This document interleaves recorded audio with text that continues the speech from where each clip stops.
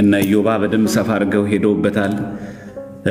ዛሬ እንደ እግዚአብሔር መልካም ፈቃድ እንግዲህ አልተከታተልኩትም ነበረ፣ ግን የእንትኖቹ ጉዳይ የተወሰነ ስለ ዲቤቱ መረጃ ሰምተን ነበር የተወሰነ አይደለ አይ ቲንክ። ስለዚህ በዛ መሰረት የተወሰነ ሪፍሌክሽን በወንድሞቻችን ተሰጥቷል። አሁን ደግሞ ከምንባዝን ስግደትን በተመለከተ መጽሐፍ ቅዱስ ላይ ምን እንዳሉ ትንሽ ዛሬ ደግሞ ወንድሞቻችን የተወያዩትን በደንብ አድርገን እናየዋለን።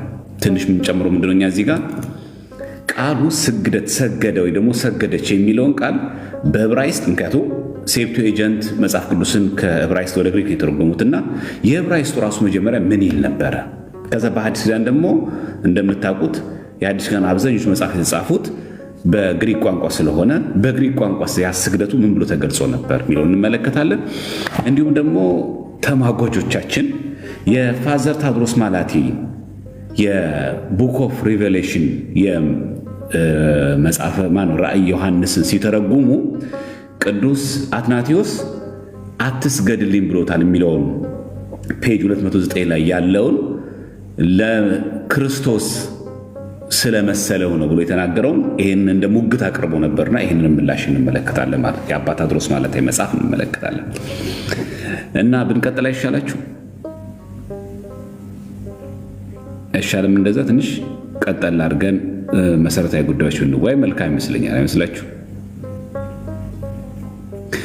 አዎ። ግን እንዳው ለእንትን እንዲመች ማለት ለእኛ ለሁላችንም እንዲመች በጣም ጥሩ ጎኑም እንደሆነ ታውቃላችሁ።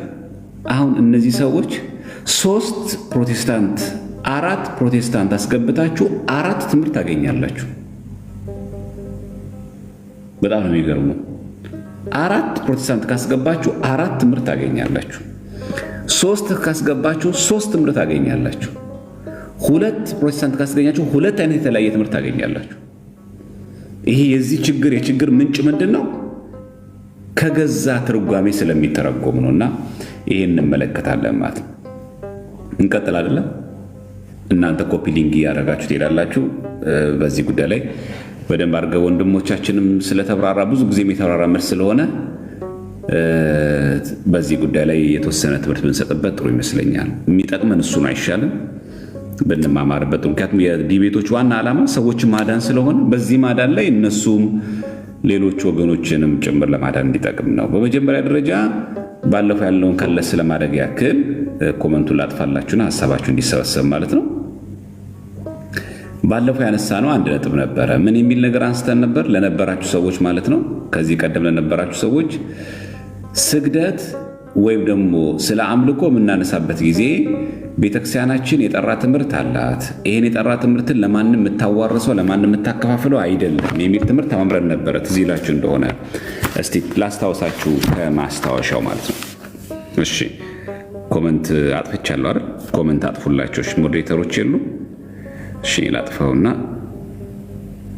እሺ አሁን ትዝ ይላችሁ ነው። ይሄን ስንማማር ምን ብለን ነበር? እዚህ ጋር ክብረ ድንግል ማርያም፣ ለድንግል ማርያም የምንሰጠው ክብር ሃይፐር ዱሊያ ይባላል። ሃይፐር ማለት ሞርዛን ማለት የእመቤታችን ክብር ከሌሎቹ ቅዱሳን ክብር ስለሚበልጥ ብለን ነበር። የቅዱሳን ክብር ደግሞ ዱሊያ የግሪክ ቋንቋ ነው፣ ወይ ደግሞ ፕሮስኪኖ የሚል ቃል አለ የግሪክ ቃል። ሁለቱም ተመሳሳይ ናቸው። ምን ለማለት ነው?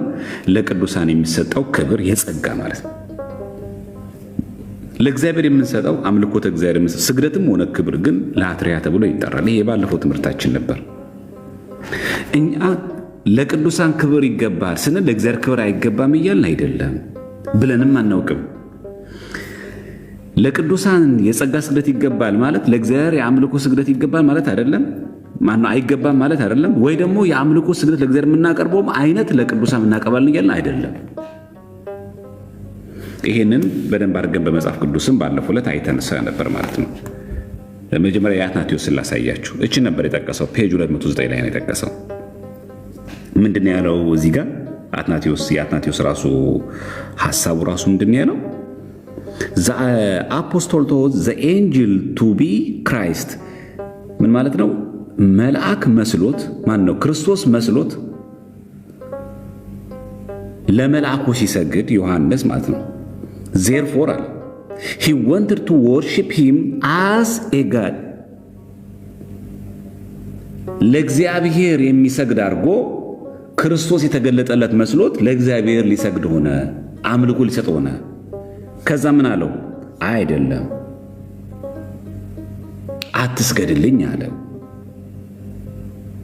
አጌንስት አሪያንስ ላይ የተናገረው ይሄ ምንድነው ንግግሩ?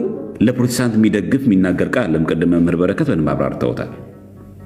ይሄ ቃል እኮ ለፍጡሩ ስግደት አይገባም እያለ እኮ አይደለም። ክርስቶስ መስሎት አያችሁ to worship him as a god ነው የሚለው። እንደ እግዚአብሔር አይነት ስግደት ሊሰግድ ብሎ ማለት ነው። የጸጋ ስግደት ሊሰግድ ነው አይልም። ለመልአኩ እግዚአብሔር መስሎት እንደ እግዚአብሔር ሊሰግድለት ሲል የለም አይገባኝም አለ። ይሄ የአትናቴዎስ ቪው ነው። የአትናቴዎስ አንዱ ትርጓሜው ነው። አጌንሳሪያንስ ነው። በነገራችን ላይ ይህን ቃል የተናገረው አትናቴዎስ ለቅዱሳን ስግደት አይገባም ብሎ ለማስተማር ሳይሆን ክርስቶስ እግዚአብሔር መሆኑን ለማሳየትና ለክርስቶስ የሚቀርበው የአምልኮ ስግደት ለማንም አይሰጥም ለማለት ነው። ይሄው ከፈለክ እንዳውም ይልማል ለማለት ፈልጎ ነው። ራእይ ዮሐንስ ምዕራፍ 19 ቁጥር 10 ላይ ያለው እችኛዋ ማለት ነው። ራእይ ዮሐንስ ምዕራፍ 19 ቁጥር 10 ላይ ያለችዋ ልሰግድለት አለ የሚለው ልሰግድለት ጎንበስ ብዬ ሳለው እቺ ማለት ነው። ልሰግድለት በእግሩ ፊት ተደፋው፣ እርሱም እንዳተደረገው ተጠንቀቅ፣ ካንተ ጋር የኢየሱስን ምስክር ካላቸው ከወንድሞች ጋር አብሬ ባሪያ ነኝ፣ ለእግዚአብሔር ስገድ፣ የኢየሱስ ምስክር የትንቢት መንፈስ ነውና አለኝ ይላል። እና የዚህ ገጸ ንባብ ምንድነው? አጭር ጭብጡ እርሱ የአምልኮ አይነት ስግደት ለክርስቶስ ለእግዚአብሔር የሚገባው ሊሰግድለት ሲል መልአኩ አይገባኝም አለ ብሎ ነው አትናቴዎስ የፈታው። ያ ማለት ለክርስቶስ ፈጣሪ ስለሆነ አንተ አርዮስ ፍጡር ያልከው ስህተት ነው ለማለት ነው። ክርስቶስ ፈጣሪ ስለሆነ ለሱ የሚገባውን አይነት ስግደት ለማንም እንደማይቀርብ በዚህ አጋጣሚ ክርስቶስ ራሱ እግዚአብሔር እንደሆነ ያሳያል ነው እያለ ያለው። ይሄ ማን ነው ትርጓሜ? አትናቴዎስ ተናገረው ፔጅ 209 ላይ ሲጀመር ይሄንን አባ ታድሮስ ማለት ይታዩት ላሳያችሁ መጽሐፉ ይሄ ማለት ዘ ቡክ ኦፍ ሪቬሌሽን 1996 በውጮች ማለት ነው። በማን ነው? ፋዘር ታድሮስ ያዕቆብ ማላቲ ናቸው። እና ሲጀመር እዚህ ጋር ማስቆም እንችላለን ማለት ነው ባጭሩ። አትናቴዎስ የተናገረበት ይሄንን ገጸ ንባብ እንዴት ነው አገባቡ? እንዴት ነው በአጭር ቃል ለእግዚአብሔር የሚገባውን አይነት ስግደት ሰግዳለሁ በማለቱ ምክንያት እንጂ ለቅዱሳን እኮ ስግደት ስለማይገባ አላለም አትናቴዎስ። ለመላእኩ እኮ የአክብሮት ስግደት ስለማይገባ አላለ። በምን እናውቃለን? መጽሐፍ ቅዱስ ነው የሚናገረው። ወደ መጽሐፍ ቅዱስ ትርጓሜ እንሂድ። ለምሳሌ ባለፈው ያየናቸው ለማስታወስ ያክል እዚህ ማቴዎስ ወንጌል ቅድም በውይይታቸው አንስተውታል፣ ሪከርድ ላይ ሰምቼዋለሁ። ያን ጊዜ ኢየሱስ ሂድ አንተ ሰይጣን ለጌታ ለአምላክህ ስገድ። አሁን ለአምላክ የሚሰገደው አሁን ክርስቶስ ለሰይጣን ስገድ እያለ ነው። ስግደት ነው፣ የአምልኮ ስግደት ነው አይደል? ለዛ ነው ላትሪያ የሚለው ግሪኩ። እርሱም ብቻ አምልካችሁ፣ እርሱም ለሱ ብቻ ስገድ አይልም፣ ግን አምልኮ ለሱ ብቻ ሆኗል። አሁን ይሄንን በእንትኑ እንመልከተው፣ በዚህ በግሪኩ ማለት ነው። በሌክሲከን ትርጓሜ ብንመለከት እዚህ ማቴዎስ ወንጌል ምዕራፍ 4 ቁጥር 10 ላይ እንደዚህ ይላል፣ ለእርሱ ብቻ ስገድ ነው ይላል። እሱም ብቻ አምልክ፣ ለእግዚአብሔር ለአምላክ ምን በል ስገድ ነው ያለው። ዩ ሻል ወርሺፕ የሚለውን ፕሮስኪኖ ይላል። አሁን ተመልከቱ፣ ለእርሱ ምን በል አሁን እዚህ ጋር የሚለው ተመልከቱ። እዚህ ጋር ለአምላክ ለእግዚአብሔር ምን በል ስገድ፣ እርሱም ብቻ አምልክ። አምልክ የሚለውን ላትሬዮ ይላል። ይሄ ፕሮስኪኒዮ የሚለው ቃል ስግደት ነው። ይሄ ስግደት ግን ፕሮስኪኒዮ ስላለ የግሪኩ ቃል ለቅዱሳንም ስለሚነገር ይሄ ቃል ማለት ስለሚነገር አይ ሰይጣን እኮ ለእግዚአብሔር ስገድ የተባለው የጸጋ ነው ማለት አይደለም። ግን የግሪኩ ቃል ለእርሱ ይሄ ማለታችን ላይ ዩ ሻል ወርሺፕ ማለት ስገድ ነው።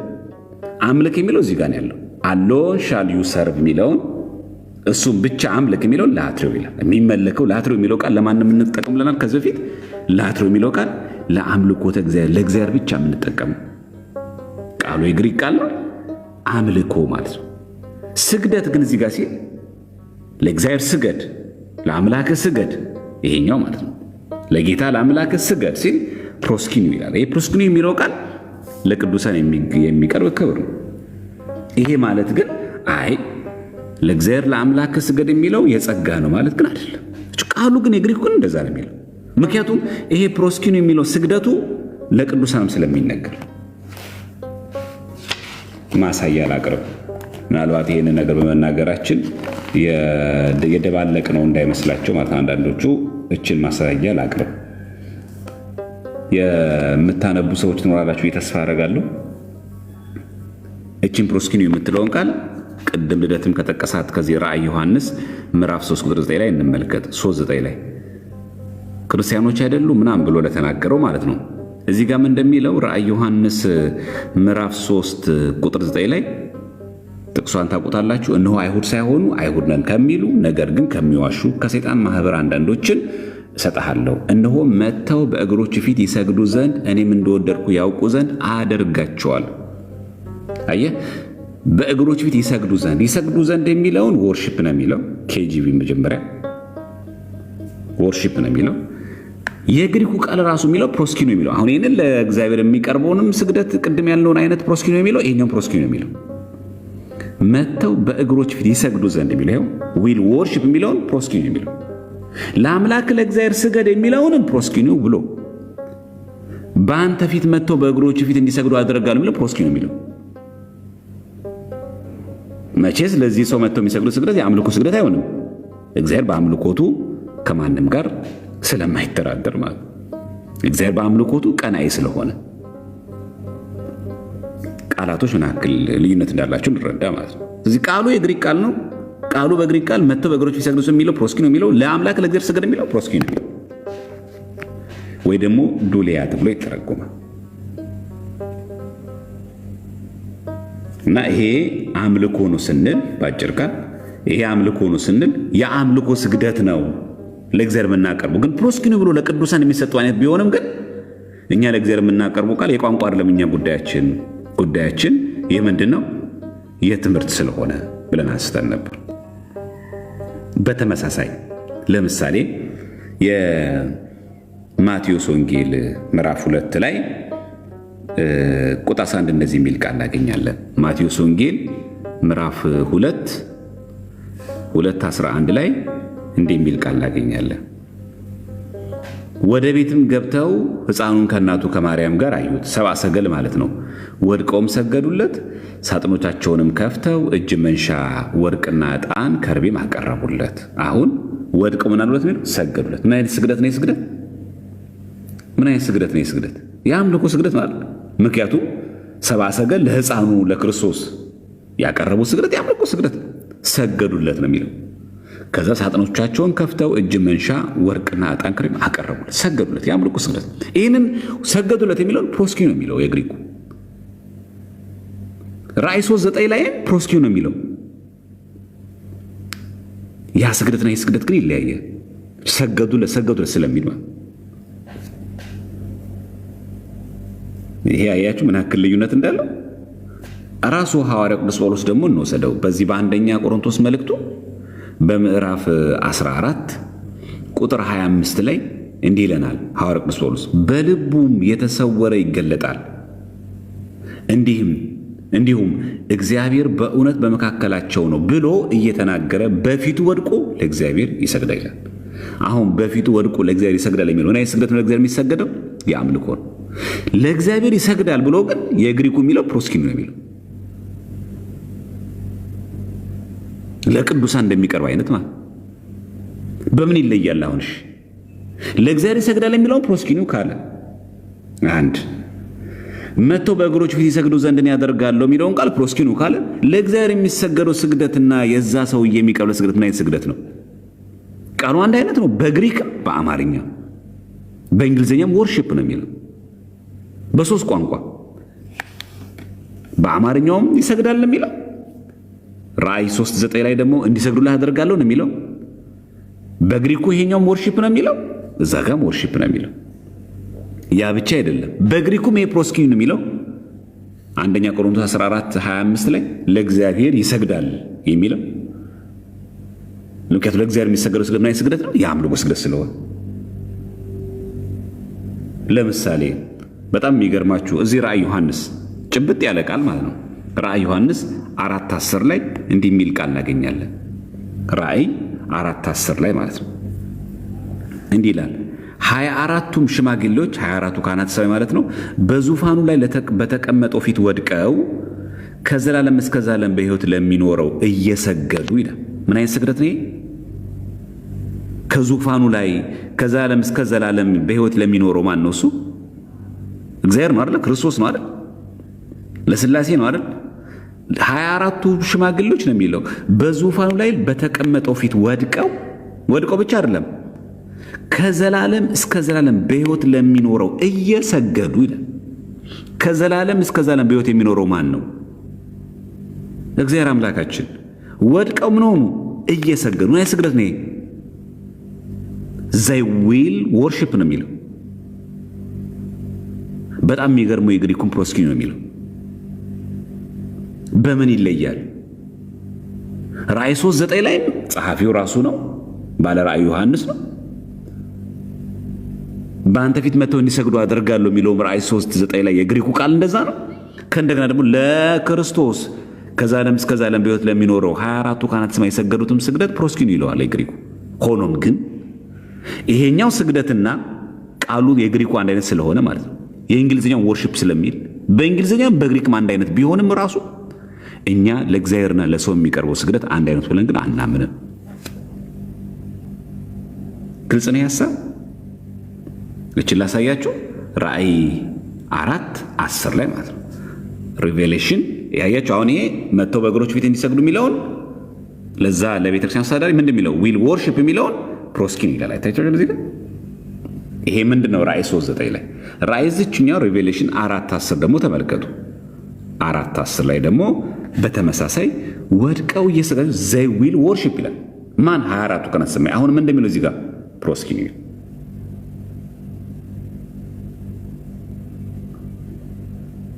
አሁን 24ቱ ካህናተ ሰማይ የሰገዱ ስግደት በሕይወት ለሚኖረው ለጌታችን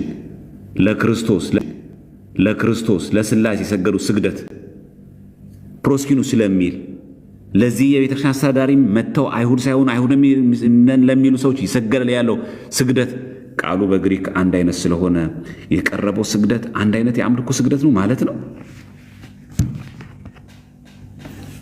እየሰማችሁ ነው ክርስቲያኖች? ምክንያቱም የአዲስ ኪዳን መጽሐፍ አይደል? ሁለቱም በአዲስ ኪዳን። ምክንያቱም ራእይ ዮሐንስ 4:10 የጻፈው ባለ ራእዩ ነው። ራእይ 3:9 የጻፈው ራሱ ዮሐንስ ወንጌላዊ ነው። ለዛ የቤተክርስቲያን አስተዳዳሪ ይሰገዳል ያለው ስግደት በእንግሊዝኛው ወርሺፕ ነው የሚለው። ራእይ 4:10ም 24ቱ ካህናተ ሰማይ በበጉ ፊት በዘላለም እስከ ዘላለም ከትውልድ ወደ ትውልድ በሕይወት ለሚኖረው የሰገዱትም ስግድ እየሰገዱ ያለው ወርሺፕ ነው የሚለው። ያም ፕሮስኪን ነው የሚለው፣ ይሄም ፕሮስኪን ነው የሚለው። የቃሉ ምስስሎሽ ስግደቱን አንድ ያደርገዋል። ይሄን መልሱልኝ ኦርቶዶክሳውያን። ጠይቀው ግልጽ ከሆነላችሁ ገብቷችኋል ሐሳቡ? መጀመሪያ ሐሳቡ ግልጽ ነው። አልገባችሁ? እሺ አልገባችሁም? እሺ ራእይ 3:9 ላይ ራእይ 3:9 ላይ የቤተ ክርስቲያኑ አስተዳዳሪ እግዚአብሔር አምላክ አይሁድ ሳይሆኑ አይሁድ ነን የሚሉትን መተው እየዋሹ ያሉትን መተው በእግሮች ፊት እንዲሰግዱ አደርጋለሁ። እንዲሰግዱ የሚለው በአማርኛ እንዲሰግዱ ነው የሚለው፣ በእንግሊዝኛው ወርሺፕ ነው የሚለው፣ በግሪኩ ፕሮስኪኑ ነው የሚለው። ስለዚህ ስለዚህ ቤተክርስቲያን አስተዳዳሪ ሰዎች መተው የሚሰግዱ ስግደት የጸጋ ነው የሚሆነው እንጂ የአክብሮት ነው እንጂ የመገዛት ነው እንጂ የሚሆነው የአምልኮ አይሆንም። ቃሉ ግን ፕሮስኪኑ ይላል። በተመሳሳይ እዛው ራእይ ዮሐንስ 3:9 ላይ ነው ያለው። ራእይ ዮሐንስ 1 ምዕራፍ ዘለን ምዕራፍ 4 ቁጥር 10 ላይ 24ቱ ካህናተ ሰማይ ይለናል። ቃል በቃል አንብብላችሁና በዙፋኑ ላይ በተቀመጠው ላይ ወድቀው ከዘላለም እስከ ዘላለም በሕይወት ለሚኖረው እየሰገዱ ይላል። እነዚህ ከ24ቱ ካህናተ ሰማይ ከዘላለም እስከ ዘላለም በሕይወት ለሚኖረው የሰገዱ ስግደት ነው። ስግደት ነው። እስቲ ሁላችሁ መልሱ። 24ቱ ካህናተ ሰማይ በዙፋኑ ላይ ለተቀመጠው ከእንደገናስ ከዘላለም እስከ ዘላለም ለሚኖረው እየሰገዱ ይላል። ይህን ስግደት ምን አይነት ስግደት ነው የሚለው? 24ቱ ካህናተ ሰማይ ለእግዚአብሔር የሚሰግዱ ስግደት ምን አይነት ስግደት ነው? እግዚአብሔር ያክብራችሁ፣ የአምልኮ ስግደት ማለት ነው። ስለዚህ የአምልኮ ስግደት ከሆነ ይህን የአምልኮ ስግደት ግን ፕሮስኪኑ ይላል የግሪኩ። ራዕይ ዮሐንስ 4:10 ሌክሲከን ስትመለከቱ አምልኮ ነው የሚለው፣ ፕሮስኪኑ ነው የሚለው። ራዕይ 3:9 ላይም ለዚህ መልአክ አስተዳዳሪ የተባለው ፕሮስኪኑ እያለ ለ4:10 ላይ ላለው ለበጉም የቀረበው ለክርስቶስም የቀረበው ለእግዚአብሔርም የቀረበው ፕሮስኪኑ ይላል። ሁለቱም የግሪክ ቃላቶች ተመሳሳይ ናቸው። ሁለቱም ራዕይ 3:9 እና ራዕይ 4:10 ላይ ያሉት ሁለቱም ጥቅሶች በእንግሊዝኛው፣ በአማርኛው፣ በግሪኩም ተመሳሳይ ናቸው። ተመሳሳይ ቢሆንም ቅሉ ለቤተ ክርስቲያኑ አስተዳዳሪ የሚቀርበው ስግደት ዓላማው አይነቱና ለበጉ ከዘላለም እስከ ዘላለም በዙፋን ለተቀመጠው የሚቀርበው ስግደት ግን ይለያያል። ስለዚህ በምን ይለያል ማለት ነው? ኮንቴክስቹዋል ሚኒንግ እናያለን። ይሄ ግልጽ ነው ሐሳቡ? ገብቷችኋል ሐሳቡ? አይቹ በራዕይ ዮሐንስ 3:9 እና በራዕይ ዮሐንስ 4:10 ላይ ያለው ማለት። ስለዚህ የአማርኛ ምስስሎች፣ የእንግሊዝኛ ቋንቋ ምስስሎች፣ የግሪክ ቋንቋ ምስስሎች አንድን ነገር ራሱ ነው አያሰኘውም። አይቹ ጭብጡ ይሄ ነው። አይቹ መሰረታዊ ጭብጡ እዚህ ጋር ያለው። ስለዚህ አሁን ምንድነው ማሰሪያችን ማለት ነው? አንድ ጉዳይ በአማርኛው ተመልከተው፣ በግሪኩ ተመልከተው፣ በእንግሊዝኛ ተመልከተው ስለተባለ ነው። ተመሳሳይ እንኳ ቢሆን ቃላቶቹ ድርጊቱን ግን አንድ አይነት አያደርገው። ለቤተ ክርስቲያን አስተዳዳሪ የሚሰገድ ስግደትና ለእግዚአብሔር የሚሰገደው ስግደት መቼስ አይነ ስውር ካልሆንን ማየት የተሳነን አይነ ልቦናችን የታወረ ካልሆንን በስተቀር ማለት ነው። አይነ ልቦናችን ካልታወረ በስተቀር ስግደቱ አንድ አይነት አያሰኘውም፣ አይደረግም አይሆንም። ለፈጣይና ለፍጡር የሚቀርበው ስግደት አንድ አይነት አይሆንም። ለፈጣይና ለፍጡር የሚቀርበው አክብሮት አንድ አይነት አይሆንም። ግልጽ ነው ሐሳቡ። ስለዚህ የቃላት ምስስሎች በአማርኛ እነሱ እንደሚመጻደቁበት የግሪኩን ተመልከተው እንደሚለው ሮሜ 8:34 የግሪኩን ተመልከተው እንደሚለው የግሪኩን ብንመለከተውም 4:10 ላይ ለበጉ የቀረበው ፕሮስኪኑ ነው የሚለው። መጥተው በእግሮች ፊት እንዲሰግድም የሚለው ፕሮስኪኑ ነው የሚለው። በኬጂቪን ብትሄድ አታመልጥም።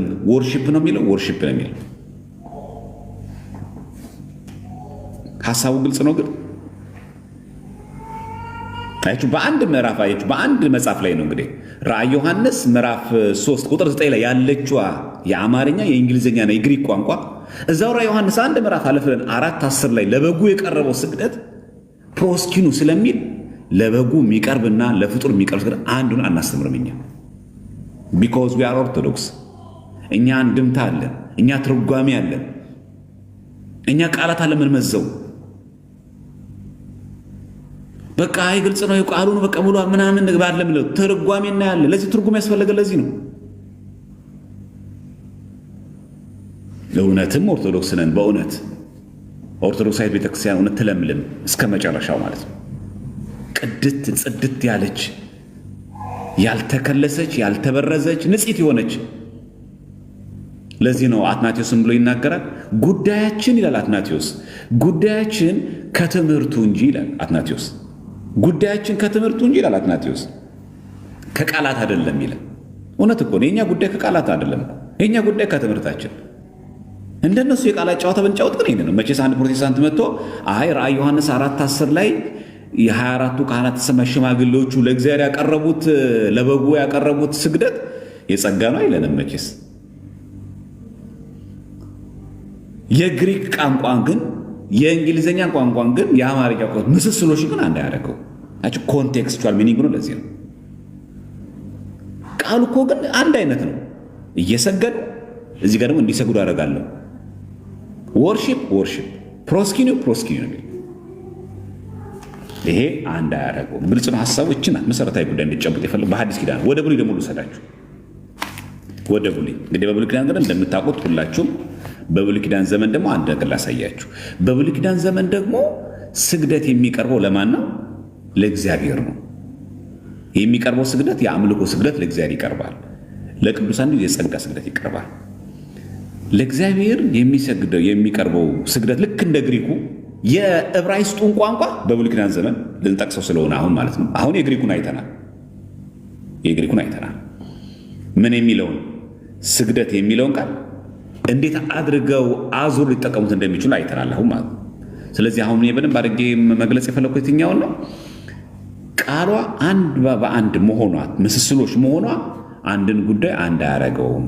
ጉዳዩ ከቃላት ሳይሆን ከትምህርት ነው፣ ከእውነት ጋር ጉዳያችን እንደዛ የምናደርገው። እሺ ለምሳሌ ጥቅስ ላንብብላችሁ። ኮመንት ላጥፋና አንዴ ጥቅስ ላንብብላችሁ። አሁንም ጥቅስ ያዙና በደንብ አብተን ለበኋላ ስናብራራ ስጠይቃችሁ እንድትመልሱ ያገዛችኋል። ከዚህ በፊት ወትሮ ካልተነሱት ሐሳብ ላንሳ። ለምሳሌ ኦሪት ዘፍጥረት ምዕራፍ 24 ቁጥር 26 ተመልከቱ። ሰውየውም አጎነበሰ ለእግዚአብሔርም ሰገደ ይላል። ይህ ሰው ለእግዚአብሔር የሰገደው ስግደት የአምልኮ ነው ወይስ የጸጋ? ይህ አሁን ከዚህ በፊት ከምንጠቀሰው ጥቅስ አሁን ትንሽ ለየት ያለ ነው። ሰውየውም አጎነበሰ ኦሪት ዘፍጥረት ላይ ነው ያለው፣ ምዕራፍ 24 ቁጥር 26 ላይ ለእግዚአብሔርም ሰገደ ይላል። ለእግዚአብሔርም ሰገደ የሚለው ይሄ ስግደት የአምልኮ ነው ወይስ የጸጋ ነው?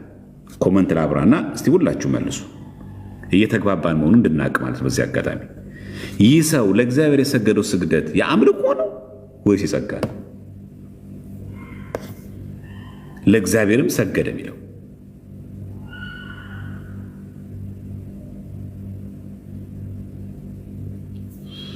እስቲ ሁላችሁ ምላሽ ምንድነው? የአምልኮ ነው። በቃ አለቀ። ይህ ሰው አጎነበሰ። ማጎንበስ ብቻ አይደለም፣ ለእግዚአብሔር ምን አለ? ሰገደ። ለእግዚአብሔር የቀረበው ስግደት ምን አይነት ስግደት ነው? የአምልኮ።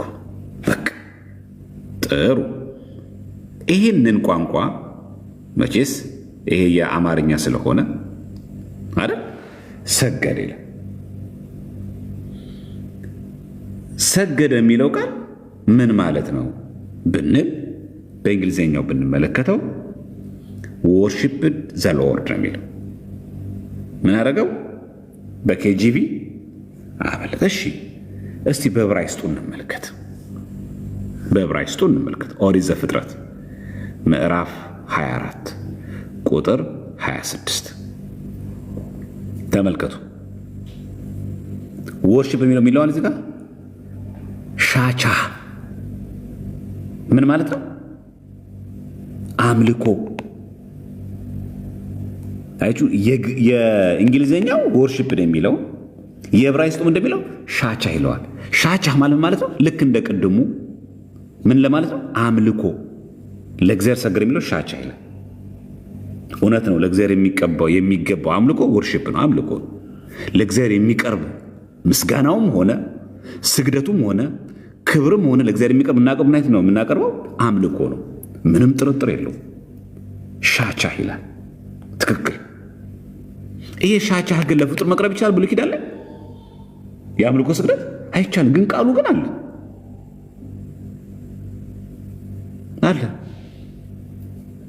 ምን እናድርገው? ይሄንን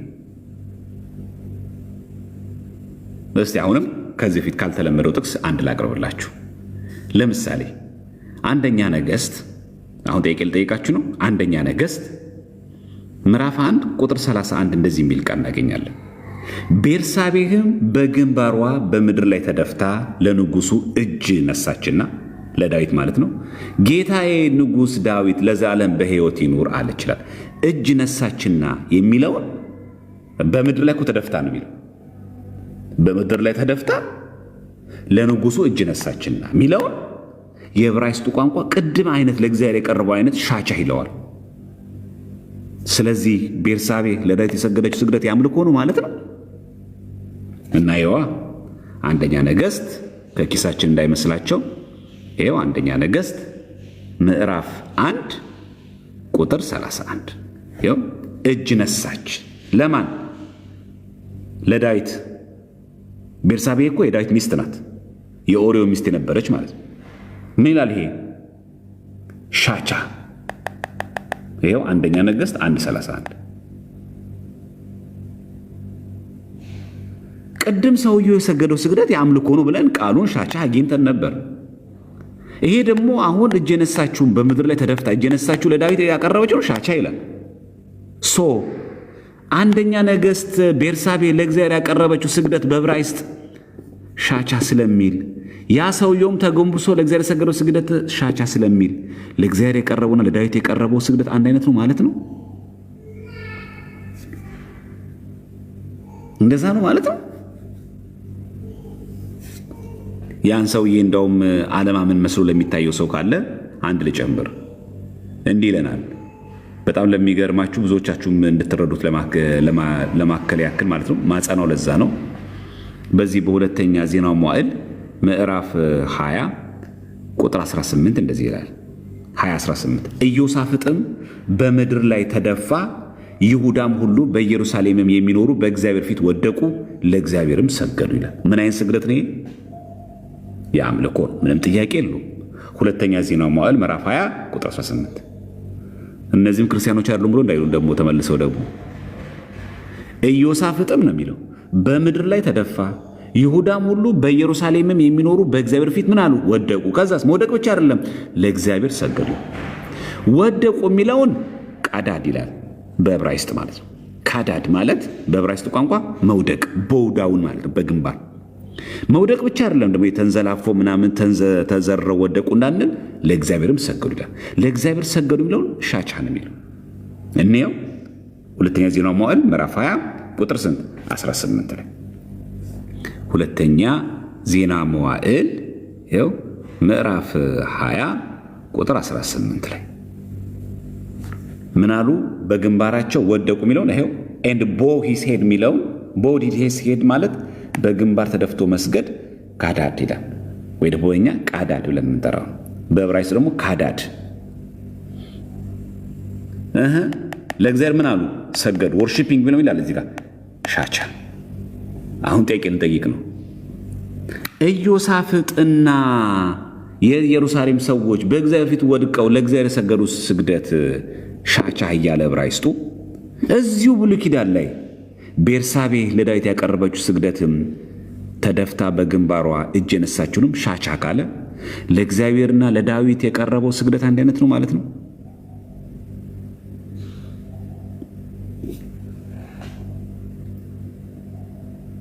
በጣም የሚገርመው ነገር እዚሁ መጽሐፈ ቅድም የጠቀሰው ወንድማችን ልደት ማለት ነው መጽሐፈ ሩት ምዕራፍ 2 ቁጥር 10 ላይ ያለው ማለት ነው።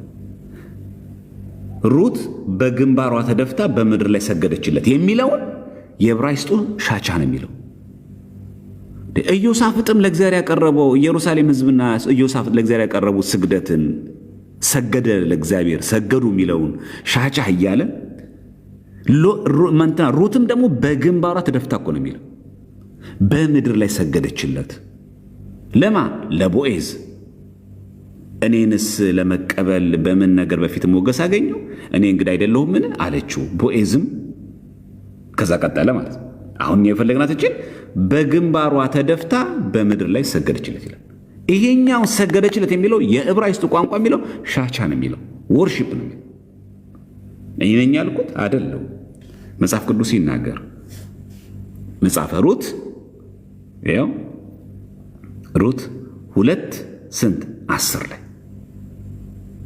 ይኸው ቱ ዘ ግራውንድ ማለት ወደ መሬት ወደቀች። ከዛስ ኤንድ ቦው ዳውን ምን ይላል? ከዛ ሻቻ። ለእግዚአብሔር የቀረበውን ቅድም ምን ነው በግሪክ ያየ ነው? ማን ነው በዕብራይስጥ ያየ ነው? ሻቻ ነው የሚለው። ሩትም ደግሞ ለቦዔዝ ያቀረበችው ከእንደገና ቤርሳቤም ለዳዊት ያቀረበችው ሻቻ ይላል። ሐሳቡ ግልጽ ነው።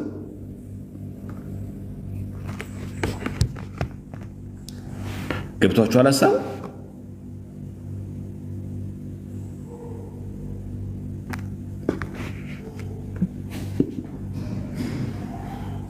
ግልጽ ነው ሐሳቡ።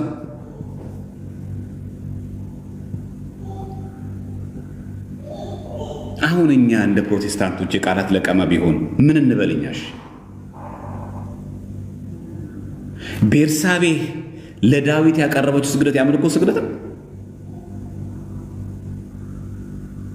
የዕብራይስጣቸው መጽሐፍ ቅዱስ ምክንያቱም መጽሐፍ ቅዱስ ብሉይ ኪዳን ለመጀመሪያ ጊዜ የጻፈው ምን ቋንቋ ነው? በዕብራይስጥ ቋንቋ የጻፈው።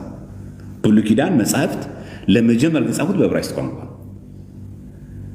ቤርሳቤ ለዳዊት ያቀረበችው ስግደት፣ ሩት ደግሞ ለቦዔዝ ያቀረበችው ስግደት በዕብራይስጥ ቋንቋ አንድ አይነት ነው።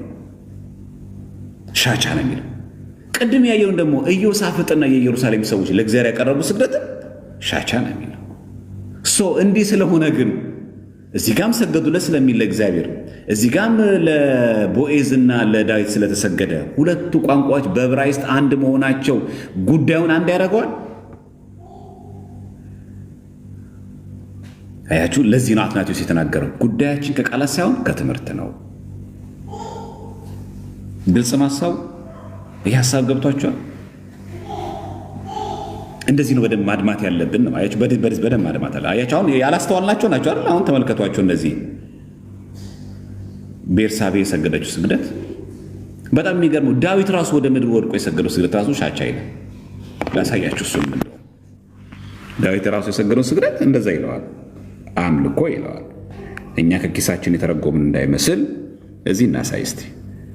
አንደኛ ሳሙኤል ምዕራፍ 24 ቁጥር 8 ላይ ተመልከቱ። ከዚህ ዳዊትም በዚህ ቃል ሰዎችን ከለከላቸው፣ በሳኦልም ላይ ይነሱ ዘንድ አልተዋቸውም። ሳኦልም ከዋሻው ተነስቶ መንገዱን ሄደ። ከዛስ ከእርሱም በኋላ ዳዊት ደግሞ ተነሳ፣ ከዋሻውም ወጣ። ከሳኦል በኋላ ጌታዬ ንጉሥ ወይ ብሎ ጮኸ። ሳኦልም ወደ ምድር ወደ ኋላው ተመለከተ። ከዛስ ዳዊትም ወደ ምድር ተጎንብሶ እጅ ነሳ። ለማ ለሳኦል። ዳዊትም ወደ ምድር ተጎንብሶ እጅ ነሳ የሚለውን የዕብራይስጡ መጽሐፍ ቅዱስ ሻቻ ነው የሚለው። እውነት ግን ዳዊት ለሳኦል የሰገደው ስግደት ያምልኮ? ተመልከቱ። ጌታዬ ንጉሥ ወይ አለው ብሎ ጮኸ። ከሳኦል በኋላ ሆኖ ዳዊት ከዛ ምን አለ? ሳኦልም ወደ ኋላው ሲመለከት ዳዊት ወደ ምድር ተጎንብሶ እጅ ነሳ ይላል። ከዛ ዳዊት ምን አለው ሳኦልን? እነሆ ዳዊት ክፉ ነገር ይሻባሃል የሚሉ ሰዎች ቃል ለምን ትሰማለህ አለው። እኔ እኮ ዳዊት ላንተ ለሳኦል ክፉ ነገር አላስብም አለው። ግን ምን አረገ? ዳዊት ለሳኦል ወደ ምድር ተጎንብሶ እጅ ነሳ የሚለው ሻቻ ይላል። እንመልከተው። አንደኛ ሳሙኤል 24 8 ላይ ይኸው አንደኛ ሳሙኤል ምዕራፍ 24 ቁጥር 8 ላይ በዕብራይስጡ ምንድናየው ማለት ቅድም የአዲስ ዳን በግሪኩ ስላየን ማለት ነው። እጅ ነሳ የሚለውን ይኸው and bow down to the earth የሚለውን bow down የሚለውን ሻቻ ይላል። ስለዚህ ዳዊት ልብ አምላክ የተባለ እንደ ልብ የተባለ ለሳኦል ያቀረበው ስግደት የአምልኮ ነው ማለት ነው። አያችሁ፣ የቃላት ምስስሎች የዛን ድርጊት ምንነት አንድ አይነትነት ያሳያል አያሳይም ማለት ነው። ግልጽ ነው ወገኖች። የታባቱ እነ ልደት ያሉትን ጨርሶ ብዬ ነው ያ ቦርቀቅ ስናረገው እንጂ ምንም ያሁን አዲስ ነገር አልጨመሩም። ግን ሰፋ ስናረገው እንደው በደንብ አድርጎ ማድማት ነው የሚገባን። በቃ አያችሁ፣ እንደዚህ ነው የሚሻለን። ጉዳዩ የቋንቋ ከሆነ ጉዳዩ የአማርኛ ከሆነ ነው ባጭር ቃል ከሆነ ይሄን በዚህ ማለት ይቻላል። ሐሳቡ ግን ገብቷቸዋል ወይስ አወሳሰብኩባችሁ? ከምር ነገሩኝ። ድንገት ቀላቅዬባችሁና ማለት ከበድም ብሎ ከሆነ የማይመጠን ንግግርም ተናግሬ ከሆነ ቀለል አድርገን እናወራው። ዝም ብላችሁ እያሞካሻችሁ ምናምን ነገር ሰው እንዳታጠፉ። የምር ገብቷችኋል ጉዳዩ?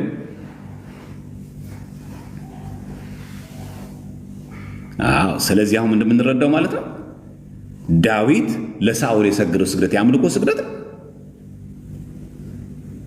የአምልኮ ስግደት ነው አይደለም።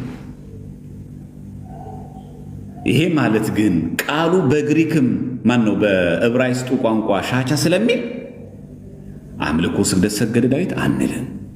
ዳዊትም ቢያረገው እግዚአብሔር ዝም አይለው። ግን እጅ ነሳ የሚለውን አማርኛው የዕብራይስጡ ግን የሚለው ሻቻ ነው የሚለው። ኢዮሳፍጥና የኢየሩሳሌም ሰዎች ለእግዚአብሔር የሰገደው ስግደትም ሻቻ ነው የሚለው። የቃላት ምስስሎች ድርጊቱን አንድ አያረገው። ስለዚህ ወደ ስናመጣው በእግዚአብሔር ታምናላችሁ ስንባልና እኛ በድንግል ማርያም ታምናችሁ ስንባል እኛ አዎ ስንል እኛ የቃላት ምስስሎሹ ጉዳዩን አንድ አድርጎ በድንግል ማርያም ታምናላችሁ? አዎ። በምኗ? በዘላለማዊት ድንግልናዋ፣ በቃል ኪዳኗ፣ በአማላጅነቷ እናምናለን። በእግዚአብሔር ታምናላችሁ? አዎ። በምኑ? በፈጣሪነቱ፣ በገዥነቱ እናምናለን። በአዳኝነቱ እናምናለን። ማመን የሚለው ቃል ለእግዚአብሔርና ለቅዱሳን ሲነገር ለሚስት የሚነገር የለን። እኔ ሚስቴን አምናታለሁ እላለሁ፣ አመልካታለሁ ማለት ነው። እግዚአብሔርን አምናለሁ ስልና ሚስቴን አምናታለሁ ስል አንድ አይነት ነው?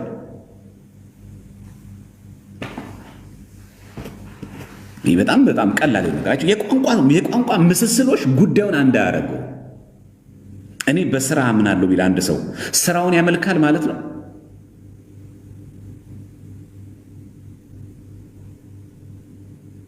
እንደዛ ማለት ነው። እኔ በስራ አምናለሁ ሲል አንድ ሰው ስራውን ያመልከዋል ማለት ነው። የቃላት ምስስሎች የጉዳዩን አንድ አይነትነት አያሳዩም። መጽሐፍ ቅዱሳዊ እናድርገው። ሙሴን ብታምኑ ኖሮ እኔም ባመናችሁ ነበር ሲል ሙሴን ብታመልኩት ኖሮ ማለቱ ነው። ዮሐንስ ወንጌል 5:35 ላይ ማለት ነው። እኔም ብታምኑ ኖሮ አለ ጌታችን፣ ሙሴን ብታምኑ ኖሮ እኔም ባመናችሁ ነበር ይላል። ሙሴን ብታምኑ ኖሮ እኔም ባመናችሁ ነበር ማለት ሙሴን ብታመልኩት ኖሮ ማለት ነው። ስለዚህ የቃላት ምስስሎች ጉዳዩን አንድ አያደርገውም። ስለዚህ በድንግል ማርያም ስናምን እኔ በተክልዬ ሳምን ምን እያልኩ ነው? ቃል ኪዳኑን አምናለሁ። የተክልዬ ቃል ኪዳን አማላጅነቱ እንደማይተወኝ ዋስ ጠበቃዬ እንደሚሆን አማላጅነቱ ተራዳይነቱ እንደማይለየኝ አምናለሁ። የእግዚአብሔርንስ ቸርነቱን፣ መግቦቱን፣ አዳኝነቱን፣ ፈዋሽነቱን፣ ረድኤቱን ሁሉ አምናለሁ። ቃሉ ግን አንድ አይነት ነው። ይሄ ማለት ነው። እና የቃላት ምስስሎች ጉዳዩ ነው። አያችሁ ቅድም አየን። ስለዚህ ቤርሳቤ ለዳዊት የሰገደችው፣ ዳዊት ራሱ ለሳኦል የሰገደው ሻቻ መባሉ፣ እንዲሁም ደግሞ ሩት ራሱ ለቦዔዝ የሰገደችው በዕብራይስጥ ቋንቋ ሻቻ መሆኑ ልዩነት አያመጣው። የቋንቋው አንድ አይነት መሆን ስግደቱ ላይ አንድ አይነት ነው አያሰኝም። ዳዊት ለሳኦል መቼስ የአምልኮ ስግደት እንደማይሰግድ ይታወቃል። ይሄ ማለት ነው ባጭሩ። ከዛ ስናሳጥረው ወደ ሐዲስ ዮሐንስ አመጣ ነው። ሐዲስ ዮሐንስ ምን አለ? ራእይ ዮሐንስ 4:10 ላይ ያለችዋ 24ቱ ካህናተ ሰማይ በዙፋን ለተቀመጠው ከትውልድ ከትውልድ ከዘላለም እስከ ዘላለም ለሚኖረው እየሰገዱ የሚለውን ፕሮስኪኑ ይላል የግሪክ ቋንቋ። የአዲስ መጽሐፍ ስለሆነ የተጻፈው በግሪክ ነው። በእናት ቋንቋ በግሪክ ነው። ፕሮስኪኑ ይላል። እዛው ራእይ ዮሐንስ 3:9 ላይ ያለው መጥተው በእግሮች ፊት ይሰግዱ ዘንድ የሚለው ፕሮስኪኑ ይላል። ለቤተ ክርስቲያኑ አስተዳዳሪ ግን የሚሰገደው ስግደትና ለዚህ ለትውልድ እስከ ትውልድ ከዘላለም እስከ ዘላለም ለሚኖረው ለተባለው ለእግዚአብሔር የሚሰገደው ስግደት ግን አንድ አይነት አይደለም። የቃላት ምስስሎች የድርጊትንና የአንድን ሐሳብ አንድነት አያሳይም። ስለዚህ አንዳንድ ሰዎች እንደዚህ ይረዱና እሺ ትክክል ናችሁ፣ እስቲ ለእግዚአብሔር ስገድ ይላሉ። መፈተናቸው ነው በእነሱ ቤት። ከዛ ስንሰግድ እስቲ ለድንግል ማርያም ደግሞ ስገድ፣ ምንድነው ልዩነቱ ይላሉ። ይሄም እኛን ጠይቃቸው። ራእይ 3:9 ላይም የግሪኩ የሚለው ፕሮስኪኑ የሚለው፣ ራእይ 4:10 ለእግዚአብሔር የቀረበው ስግደት ፕሮስኪኑ ይላል።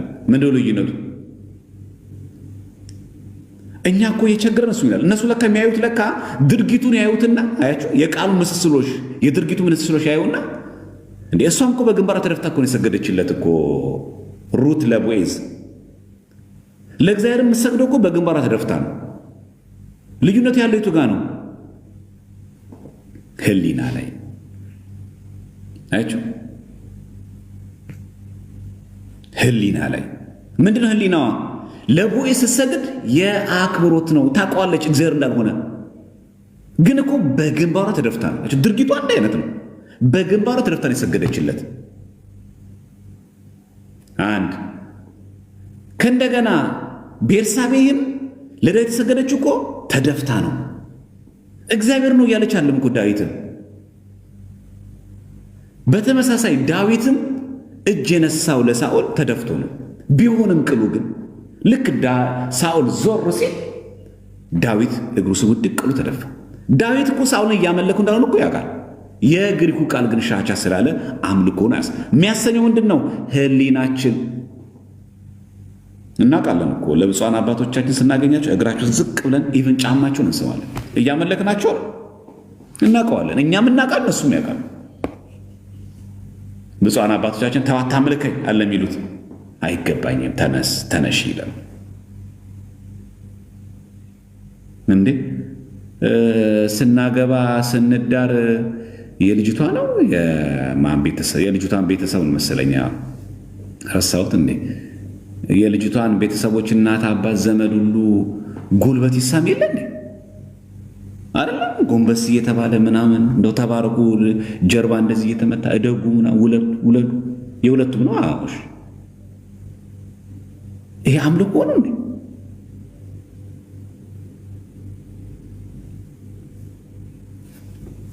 እና ይሄ በደንብ ልናገኝ ይገባል። ስለዚህ አሁን ምን አየን ማለት በብሉይ ኪዳን በአማርኛው በእንግሊዝኛውና በዕብራይስጡ አየን። የሐዲስ ኪዳን ደግሞ ስግደት ሰገዱ የሚለውን ቃል በዕብራይስጥ በግሪክ በእንግሊዝኛውና በአማርኛ አየን። ግልጽ ነው ይሄ ሐሳብ አይደል? እዚህ ጋር ጥያቄ ያለው ሰው አለ?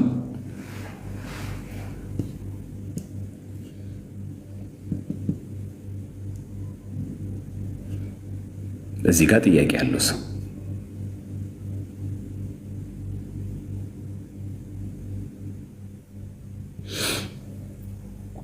ሪኩዌስት ላኩ። ጥያቄ ያለው ሰው ማለት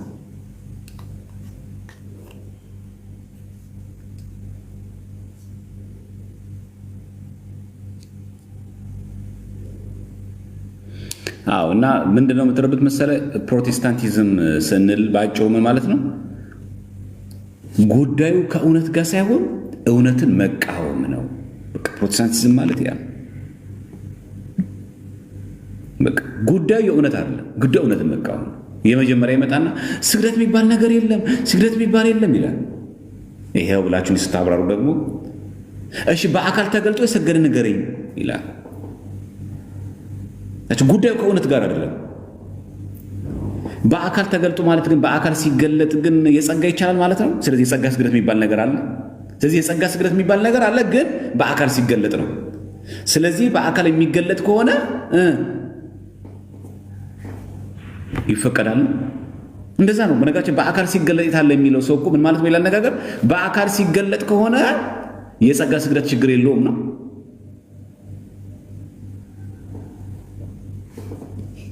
አያችሁ ምን ያክል ከራሱ ጋር እንደሚጨጋጭ ሐሳቡ። ከዛ ደግሞ እሺ ላረፉ ሰዎችስ ስገዱ ይላል። እሺ በሕይወት ላሉትስ ቅዱሳን የጸጋ ስግደትስ ይላል።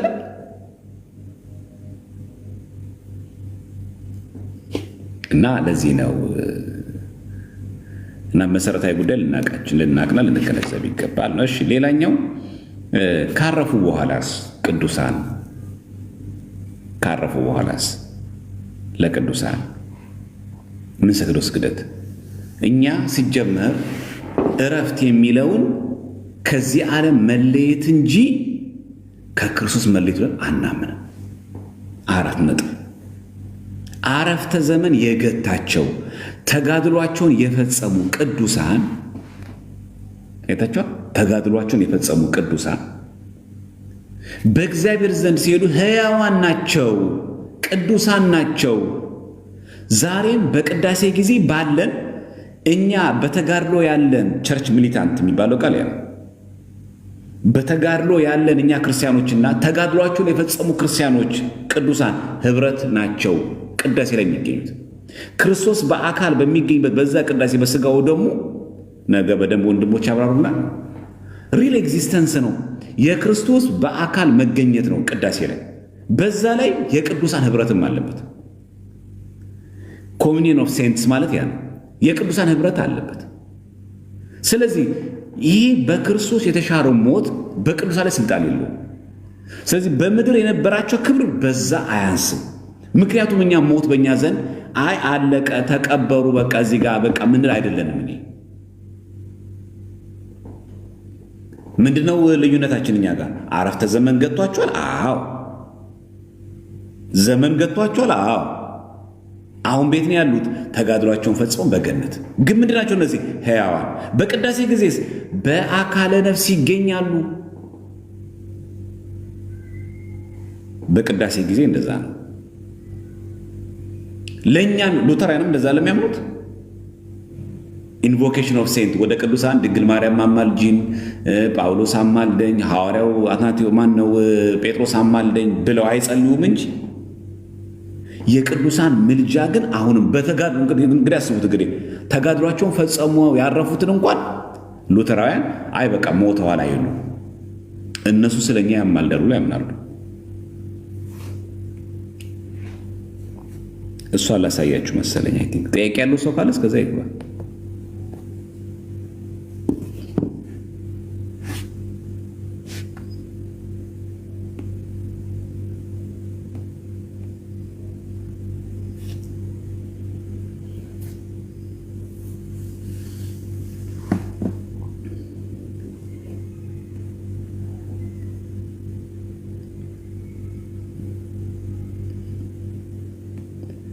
በነገራችን ላይ ሉተራውያን ትንቢተ ዘካርያስን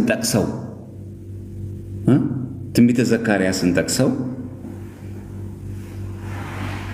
ለቅዱሳን ለመላእክት መልጃ እንደሚጠቀሙ ታውቃላችሁ? እስቲ ቡክ ኦፍ ኮንኮርድ ላሳያችሁ። ኮኔክሽኑ ከሰራልኝ ከፍቼ ላሳያችሁ። ቡክ ኦፍ ኮንኮርድ ማለት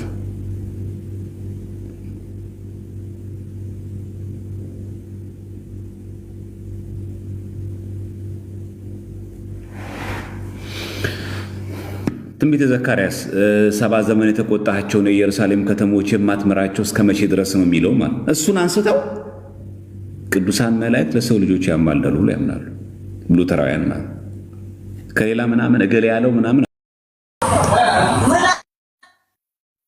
ያለህበት ጋር አይመችህም መሰለኝ። ጥያቄ ነበረች። እሺ ምን ድምፅ ይሰማል? ይስተጋባል? አዎ፣ ግን ረጭ ያልከው እኮ ነው።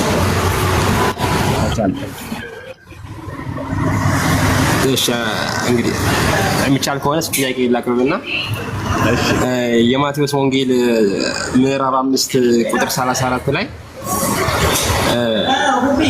መሐላ እንዴት ነው የሚታየው? መሐላ ሲባል ያው በእግዚአብሔርም ጭምር መሐላ ከተውኑ አትማሉ ያ በሰማይም ካለ በምድርም ካለውና መሐላ እንዴት ነው በእኛ ቤተክርስቲያን የሚታየው? ለማን ይቻላል የሚለውን ለመጠየቅ ነው። ማቴዎስ 5:34 ላይ የሚጠቅሰው ስላለ አመሰግናለሁ።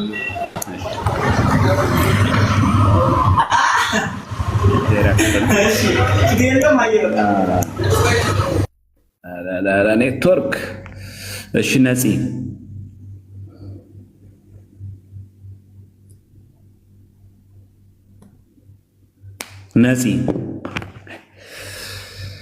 እናንተ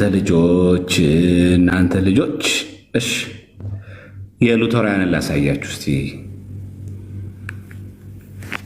እሺ ቡክ ኦፍ ኮንኮርድ ነው። ይሄው ተመልከቱ። ዶት.ኦርግ ነው። ይታያችኋል? ይታያችኋል?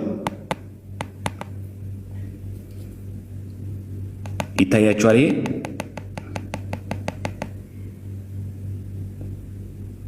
ይታያል። ዶት.ኦርግ ነው። ቡክ ኦፍ ኮንኮርድ ነው። እሺ ይታያችኋል? ይሄ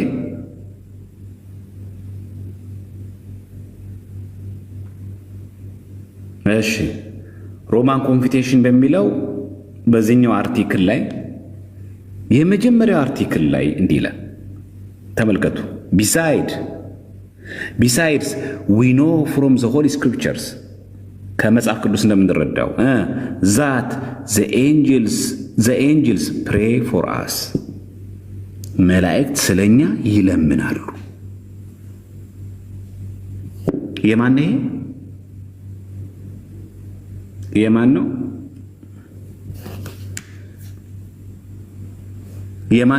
ጭራሽ ምን ይጠቅሳል መሰላችሁ? ትንቢተ ዘካርያስ 1:12 ሁለተኛ መቃብያን 15 ይጠቅሳል። ቡክ ኦፍ ኮንኮርድ ነው።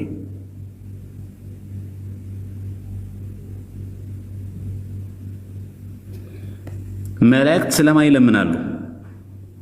ስለኛው ፎር ሂስ ኤንጀልስ ነው የሚለው። that the angels pray for us.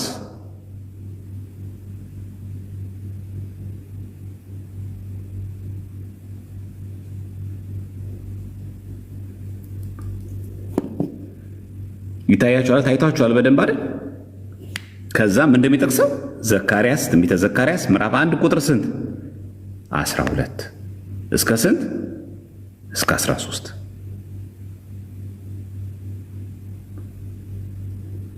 አሁን ጥያቄ እንጠይቅላቸው።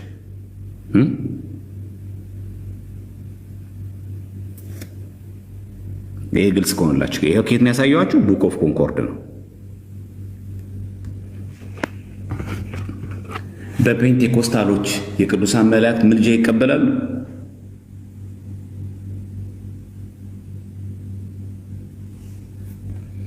በፔንቴኮስታሎች እግዚአብሔር አምላክ እሺ ቴዲ አንድ ዕድል ስጥህና አንዴ ግባ። ጥያቄ ካለስ ግባ መጀመሪያ ቴዲ አዲስ ምትባል፣ አለበለዚያ እኔ ብሎክ ላድርግህ። እውቀት ካለህ መረጃ ካለህ ግባና አንዴ ሞክት። ቴዲ አንዴ ግባ ሪኩዌስት ጠይቅ።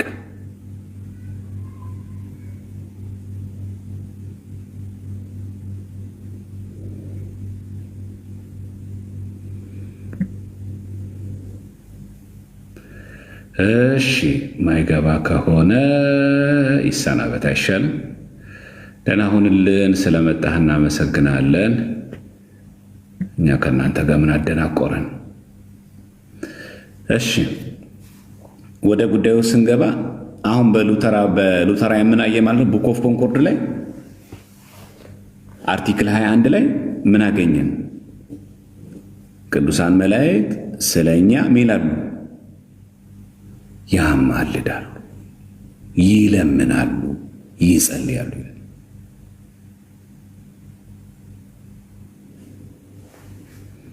ምን ትሉታላችሁ? አሁን ይሄ የኛ መጽሐፍ ነው። አሁን ፔንቴኮስታሎች የቅዱሳን መላእክት የቅዱሳን ጻድቃንን ምልጃ ይቀበላሉ? ፔንቴኮስታሎች አይቀበሉ። ሉተራውያንስ ጭራሽ ትንቢተ ዘካርያስን ሜንሽን አድርገው አንድ ጊዜ ሰፋ ያለ ጊዜ መጣና እናብራራዋለን። አይሻል? በዛ ድረስ እናብራራዋለን። እዚህ ላይ ጥያቄ ያለው ሰው አለ? አሁን ባቀረብነው በብሉይ በሐዲስ ኪዳን ላይ ስደት በተመለከተ ያቀረብነው ላይ። ስለዚህ ማጠቃለያው ምንድነው? በዕብራይስጥም ይሁን በአማርኛ በእንግሊዘኛ፣ በሐዲስ ኪዳን ደግሞ በዕብራይስጥም በግሪክም ይሁን በአማርኛ በእንግሊዘኛ፣ በየትኛውም ቋንቋ የቃላት ምስስሎች አንድ አይነት መሆን፣ ድርጊቱን አንድ አይነት መሆኑ፣ ለዛ ነገር የምናቀርበው እሳቤውም አንድ አይነት ማለት አይደለም። ድርጊቱ አንድ አይነት ማለት ስግደት ይላል ቋንቋ። ሲሰገድም እስከ ግንባር አስነክቶ መሬት አስነክቶ ይነሳል። ድርጊቱ አንድ አይነት ነው፣ ቃሉም አንድ አይነት ነው። ሐሳቡ ግን አንድ አይደለም። እዚህ መስገድ የሚለው ቃል ለእግዚአብሔር ሲነገር ለቅዱሳን ሲነገር በጣም የተለያየ መሆኑን ልናይ ይገባል። ይሄን ነው ለምታዩት የፈለኩት። ይሄን ይመስላል ለማለት ነው።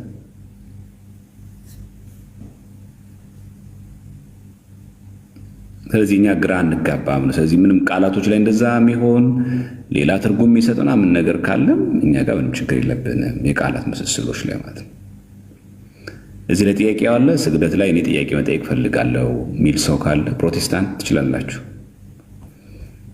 በታዲያ ስትገቡ ለመደናቆር ሳይሆን በእውቀት ነው ማወራው፣ በመረጃ ነው ማወራው ለሚል ሰው ማለት ነው። ይህንን አሁን ያቀረብነውን ነገር አንቲ አድርጌ ማስረዳት እችላለሁ የሚል ሰው ፕሮቴስታንት ካለ መግባት ይችላል።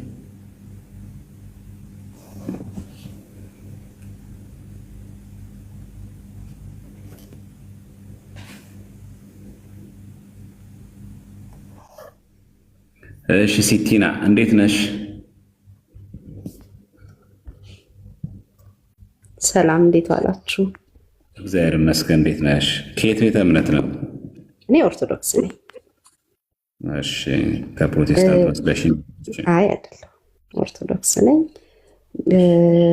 እኔ አንድ ጥያቄ አለኝ እና ምንድነው፣ ይቅርታ ግን ከአምልኮት ከስግደት ጋር በተመለከተ ጠዋት ላይቭ ላይ ነበርኩ። ወንድሞቻችንም እዛ ላይ በጣም ብዙ ነገር ተምሬያለሁ። በጣም አመሰግናለሁ። እነሱንም ማለት የማላውቃቸውን ብዙ ነገሮች ነው የተማርኩት። እኔ አንድ በጣም መጠየቅ የምፈልገው የኢየሱስ ክርስቶስን አማላጅነት ነው። የሰንበት ተማሪ ነሽ እህታችን? አይደለሁኝም። ኒሃው ከዚህ በፊት ግን በጣም ብዙ ጊዜ ይህንን ጉዳይ በደንብ ብዬበት ነበረ። ወይ ቪዲዮዎች ካሉ ገብቻ ያለሁኝ ጊዜህን ለመቆጠብ ቪዲዮዎች ካሉ ፈልጌ ያለው ጠዋት በጣም ኢሹ ስለነበር ኮሜንት ላይ በጣም ኮንፊውዝድ ሆኜ ሳይሆን ማወቅ ፈለኩኝ ነው እንጂ ምንም ኮንፊውዝድ የሚያደርገኝ ነገር እንኳን የለም። ግን ባውቀው ደስ ይለኛል፣ እውቀቱ ቢኖረኝ እዚህ ጉዳይ ላይ ነው እንጂ። አመሰግናለሁ። መልካም ቀን። የእህታችንና የወንድማችን የቅድሙ ጥያቄ ሁለቱንም እስቲ በደንብ አክተን እንየው።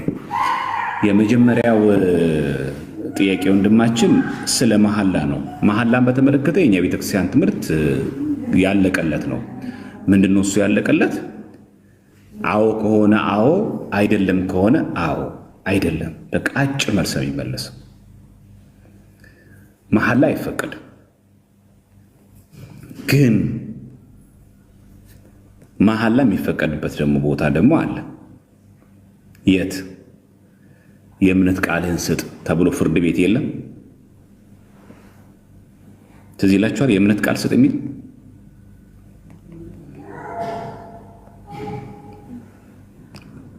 ትዝ ይላችኋል? የእምነት ቃል የሚል ማለት ነው። የእምነት ቃልህን ስጥ ተብሎ ማላ ይባላል። አይታችሁ ከሆነ ፍርድ ቤት ላይ መጽሐፍ ቅዱስ አለ፣ ፍርድ ቤት ላይ ቁርአን አለ አይደል? ታውቃላችሁ? ይሄን ሁለቱም አሉ። አይ እኔ ኦርቶዶክስ ነኝ መጽሐፍ ቅዱስ አትማሉ ይላል። በቃ አዎ ብያለሁ አዎ አንልም። ምክንያቱም መሐላ ስለሆነ ማለት የዚህ ጊዜ መጽሐፍ ቅዱስ ጭኖ ይምላል። ሙስሊምም ከሆነ በቁርአን ይምላል።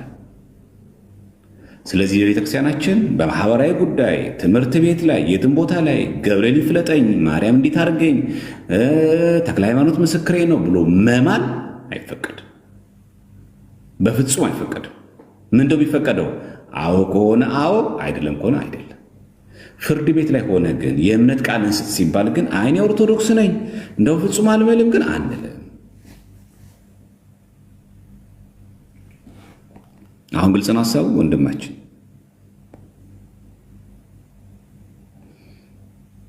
አይ ቲንክ ለእንትኑ ጥሩ ይመስለኛል፣ ለተረጅ ለሚረዳው ሰው ማለት ነው።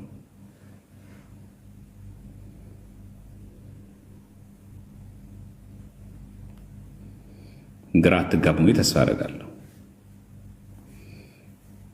ለአንድ ጥቅስ ላሳያችሁ። ለምሳሌ አንደኛ ተሰሎንቄ ምዕራፍ 5 ላይ አንድ ይሄን ላንብብላችሁና አንደኛ ተሰሎንቄ 5 ላይ ይሄ ማለት ነው እንዲህ ይላል፣ ይህ መልእክት ይላል ለቅዱሳን ወንድሞች ሁሉ እንዲነበብ በጌታ አምላችኋለሁ ይላል። እያስማላቸው ነው። ይህ መልእክት ለቅዱሳን ወንድሞች ሁሉ እንዲነበብ ምን በጌታ ምላችኋለሁ፣ አምላችኋለሁ፣ አስምላለሁ ማለት ነው። አሁን አምላችኋለሁ ማለት በቃ እንድትምሉ አድርጌ ጌታ የተናገረውን ቃል እንድትሽሩ አድርጌ እናጋለሁ ማለት ነው አይደለም።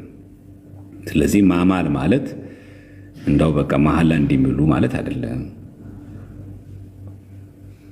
ግልጽ ነው ሐሳቡ አይደል? መማል ማለት አይደለም። ጉዳዩ ከመሐላ ጋር መያያዝም የለበትም። ስለዚህ በእኛ መጽሐፍ ቅዱስ ላይ እንደምትረዱት ስንረዳም እዚህ ጋር አይቻርጁ ይላል። እዚህ መኃልየ ሰሎሞን ላይ አምላችኋለሁ የሚለው ማለት። ስለዚህ በአጭር ቃል ፍርድ ቤት ላይ ሲሆን መሐላ በሕግ ቤተክርስቲያናችን አይከለከልም። ግልጽ ነው አይደል? ፍርድ ቤት ላይ ከሆነ የእምነት ቃል ሲሰጥ አታርጎ አልተከለከለም። በዚህ ቦታ ላይ ይቻላል። ዳሩ ግን በደንብ ስሙ፣ ዳሩ ግን በየቅንጣቷ በየጉዳዩዋ በያናው ነገር ላይ መማል ግን አይፈቀድም።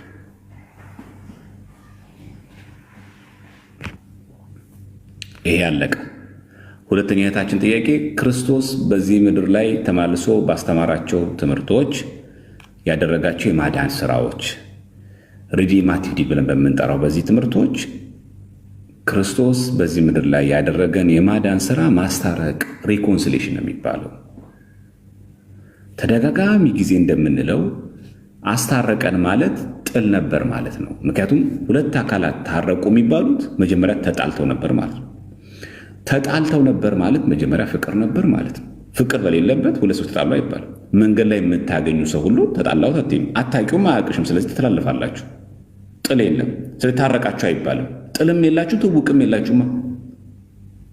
ስለዚህ አስታረቀን ለማለት ጥል ነበር ማለት ነው።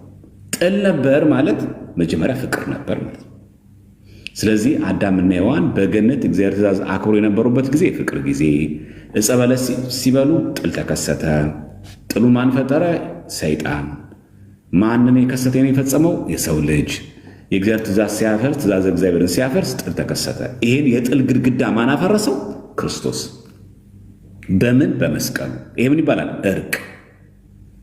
ክርስቶስ ያደረገው እርቅ ራሱ ፈጣሪ ነውና በየትኛውም መልአክ፣ በየትኛውም ሰማዕት፣ በየትኛውም ሰው ሊፈጸም፣ በየትኛውም ነቢይ፣ በየትኛውም አበው ሊፈጸም የማይችል በእርሱ ብቻ የተፈጸመ ነው ይሄ እርቅ።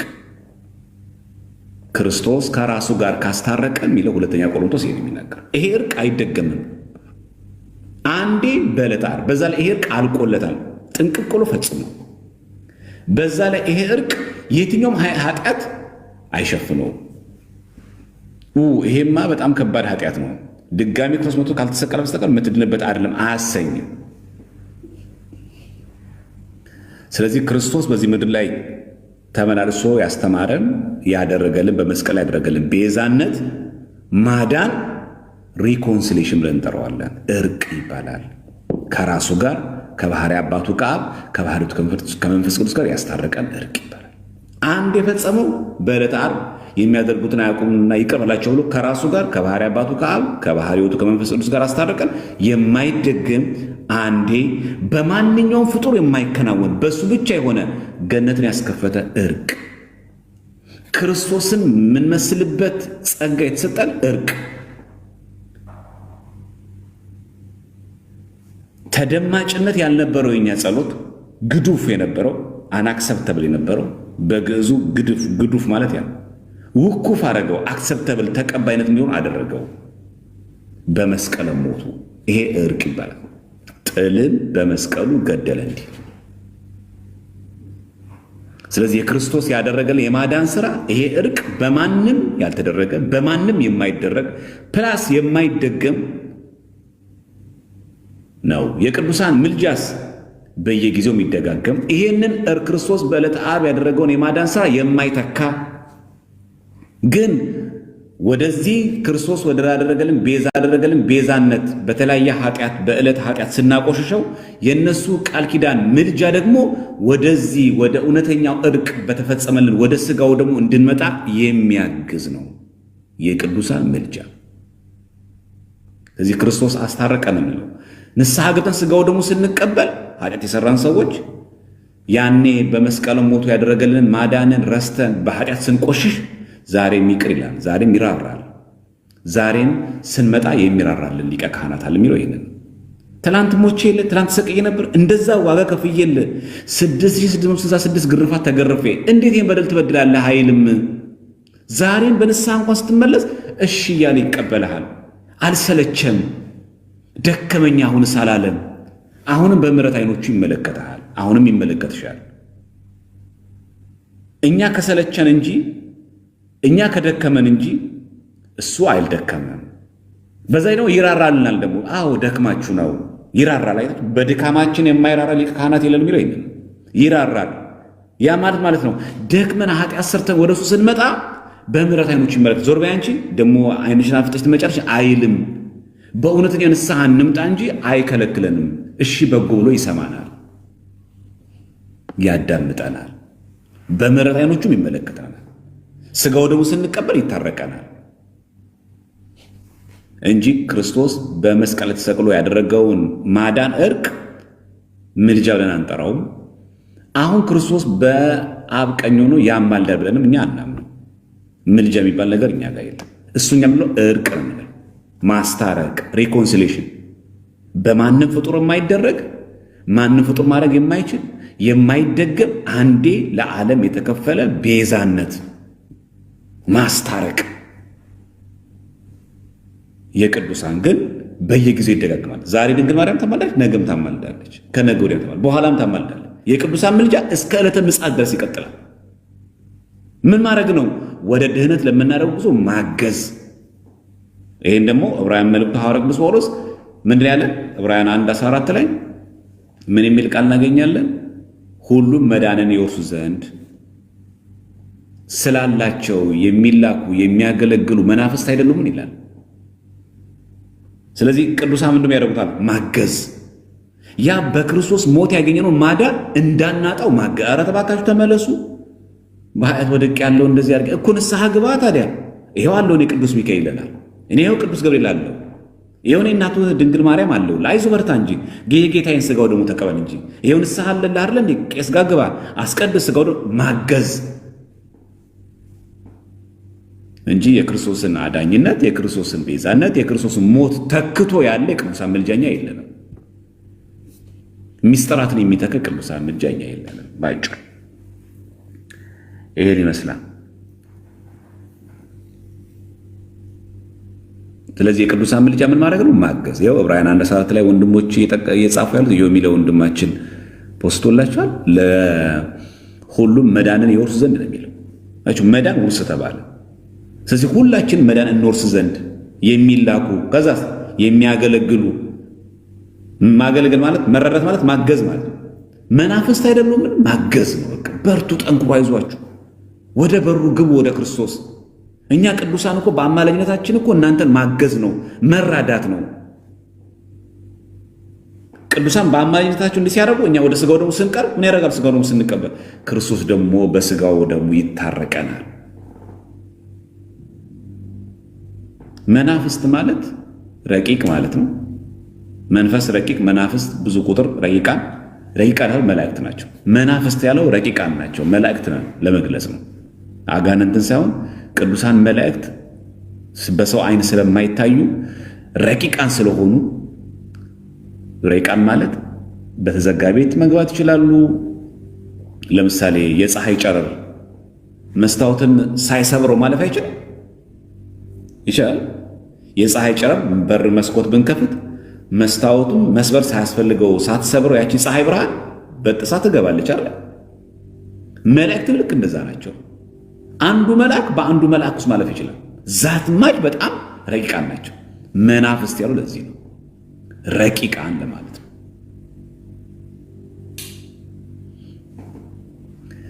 እና በዚህ መሰረቱ የቤተክርስቲያናችን ትምህርት ይሄን ይመስላል ለማለት ያክል ነው። ስላስተማረን እግዚአብሔር ስሙ የተመሰገነ ይሁን። አይበቃንም ለዛሬ? አሁን እኮ በጣም የሚገርማችሁ ነገር የኛ ሕዝብ ትላንትና የበላይ የሰብ ታሪክ ተማምረን ነበር አለ። ትዝ ይላችኋል? ትላንት የበላይ የሰብ ታሪክ ተማምረን ነበር። ትላንትና ትዝ ይላችኋል? ትላንትና የበላይ የሰብ ታሪክ ተማምረን ነበር። ይሄኔ እኮ አሁን ከትንሽ ጊዜ በኋላ ታዩታላችሁ። ኧረ የበላይ የሰብን ነገር አስተምሩ የሚል ሰው ደግሞ አለ። አናሳዝናችሁም አይደል? በእውነት ሲደጋገም ደግሞ እያነበብን ደግሞ ስንማማር ማለት ፕሊስ ባካችሁ እየደጋገማችሁ። አሁን ስለ ስግደት ዛሬ ታምረናል። በብሉይ በሐዲስ በዕብራይስጥ በግሪክ ቋንቋ በእንግሊዝኛው በአማርኛው እንደሚለው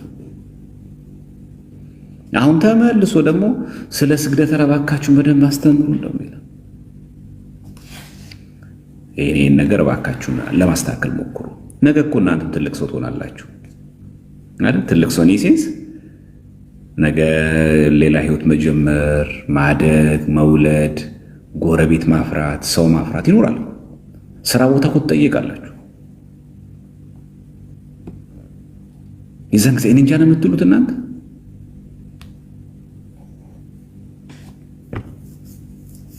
እኔ እንጃ ነው የምትሉት። ሃይሚል ሪከርድ አለኝ ብላችኋለች፣ ትፖስትላችኋለች። የበላይ ሰብ ታሪክ ከነገረ ድነት አንጻር እንዴት ነው ትናንት የተማማሩ ያልነበራችሁ ሰዎች እህታችን አይሚ አለኝ ብላለች ሪካርድ ያደረገችው ስሟትና ታዩታላችሁ። እና ባካችሁ ጊዜ አታቃጥሉ፣ በእድሜያችሁ ተጠቀሙበት። ነገ እንደዚህ ሆነን አንቀጥልም። እድሜ ይገፋል፣ እናረጃለን፣ እንደክማለን፣ የራስ ህይወት ይጀመራል። የዛን ጊዜ እንደዚህ በግንደ ልብ ቲክቶክ ላይቭ ላይ አቬለብል አንሆን እንችላለን። እና ደግሞ ራሳችንም ቤተክርስቲያናችንም ከኑፋቄ መጠበቅ አለብንና ስንማር ነው የሚሆነውና በእውቀት እንደገፍ። አሁን እንደምታውቁት ዘመኑ ዘር ማንዘር ኦርቶዶክስ ነው ተብሎ የሚፎከርበት ዘመን አይደለም። ይህ ዘመን አልቋል። ታውቃላችሁ፣ የሚፎከርበት ዘመን አልቋል። በቃ ዘር ማንዘር ኦርቶዶክስ ነው፣ እኔ ችግር የለን ያልነቃነቅም፣ አባቴ ምናምን ቄስ ነው፣ አጎቶቾች እንዳለ የካህን ዘር ናቸው። አይሰራም ነው። ያን የምናምነውን እምነት በመጽሐፍ ቅዱሳዊ ማስረጃ የማቅረብ ግዴታ አለብን። እሺ፣ እናት ቤተክርስቲያን ላይም ፖስተውታል ዩቲዩብ ላይ፣ እሱ ላይ ማየት ትችላላችሁ። በዛ መሰረት አድርጉት በደንብ አድርጋችሁ። ትላንትና ከምታውቁት ጨምር። አሁን ቅድም ስለ ስግደት የተጠቀሱ ጥቅሶች በሙሉ ከዚህ በፊት ከሰማናቸው ትንሽ አድርገን ለምን የምናውቃቸው ጥቅሶች አሉ፣ አሁን ግን ያላየናቸው ደግሞ አሉ። ልክ እንደዚህ ያነጸር ማየት አለብን። ስለዚህ ሁሉ ጊዜ የራሳችሁን አሳድጉ። ነገ ለልጆቻችሁ ሁላችሁ የምታስተምሯቸው መዘጋጀት የለም። ብዙ ጊዜ እኛ አንዳንዶቻችን ትዳርን እንፈልገዋለን፣ ግን ለትዳር ተዘጋጅተናል? ለባለቤቴ ለልጆቼ የማካፍለው ቢጠይቁኝ ልመልስላችሁ የሚችለው ሃይማኖት ይዣሉ ብለን እናምናለን።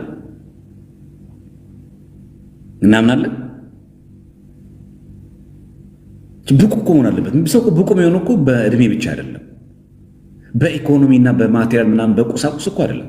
ብር አለኝ ደሞዝተኛ ምናምን እኮ ተብሎ እኮ አይደለም። ብጠየቅ ለትዳር አጋሪ፣ ለምወልዳቸው ልጆች ላካፍላቸው፣ ላጋራቸው የምችል ቢጠይቁኝ ልመልሰው የምችለው ሃይማኖትን ይዣለሁ፣ አውቄያለሁ፣ አልንገዳገድም። እኔ ለትዳር አሁን ብቁ ነኝ ማለት አለብን። ዘው ተብሎ እንደ ሶደሬ የውሃ ገንዳ ተዘልሎ በአናቱ ሲገባል ትዳር ውስጥ መዘገጃጀት ማለት ይሄ ነው። በጣም መዘጋጀት አለባችሁ ማለት ነው ይሄ። ስለዚህ ይሄም ጊዜያችን በጣም መጠቀም አለብን። አሁን እያያችሁ ነው በየትዳሩ የሚገጥመው ፈተና ማለት ነው። ባለቤቴ እንደዚህ ሆና፣ ባሌ እንደዚህ ሆኖ፣ እንደዚህ ገጥሞ እንደዚህ ያለኝ ምናምን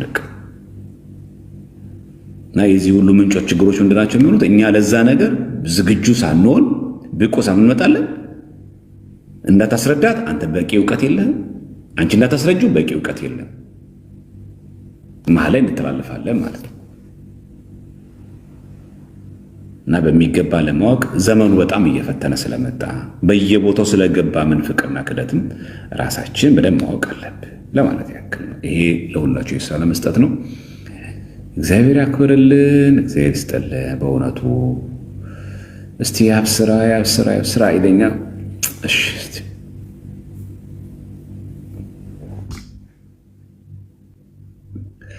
እንደምን አለ?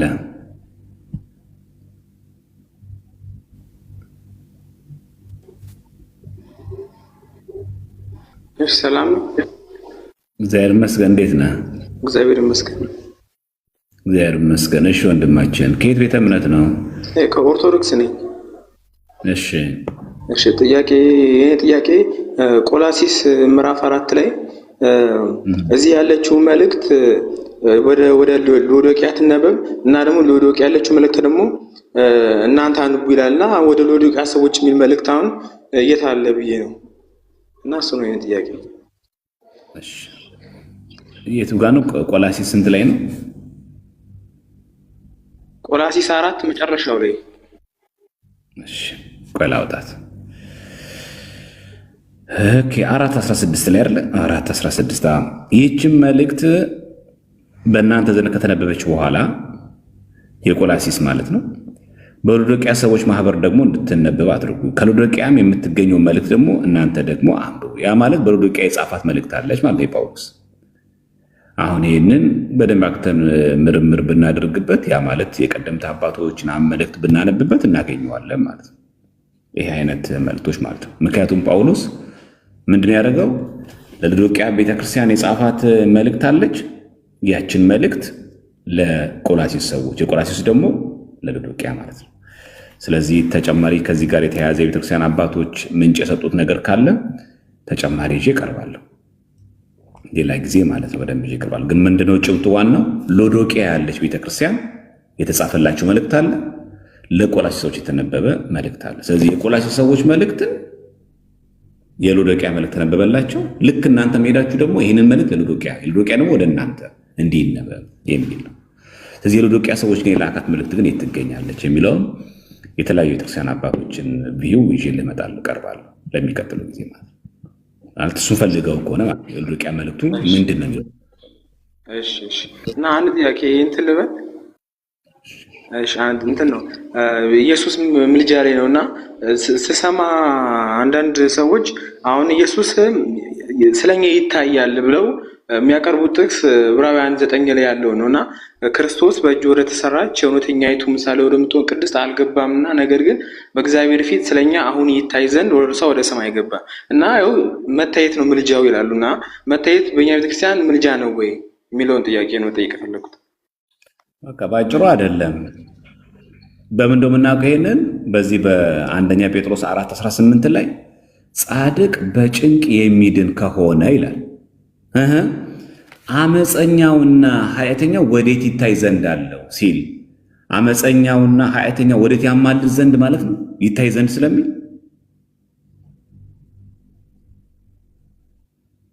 ባጭሩ ማለት ይሄ እኮ አዲስ ኪዳን ላይ ነው። ዕብራውያንን እንደጠቀሱ አንደኛ ጴጥሮስ ላይም አለ። ተመልከቱ እንዴት ቃሎቹ እንዳሰው እርስ በርሳቸው እንዴት እንደሚስማሙ ተመልከቷቸው። በቃ በአጭር ቃል ማለት ነው። እዚህ ሌላ ሩቆ ተሳትሄዱ ማለት ገብቷል አባባሌ። ጻድቅ በጭንቅ የሚድን ከሆነ ይላል አመፀኛውና ኃጢአተኛው ወዴት ይታይ ዘንድ አለው ይላል።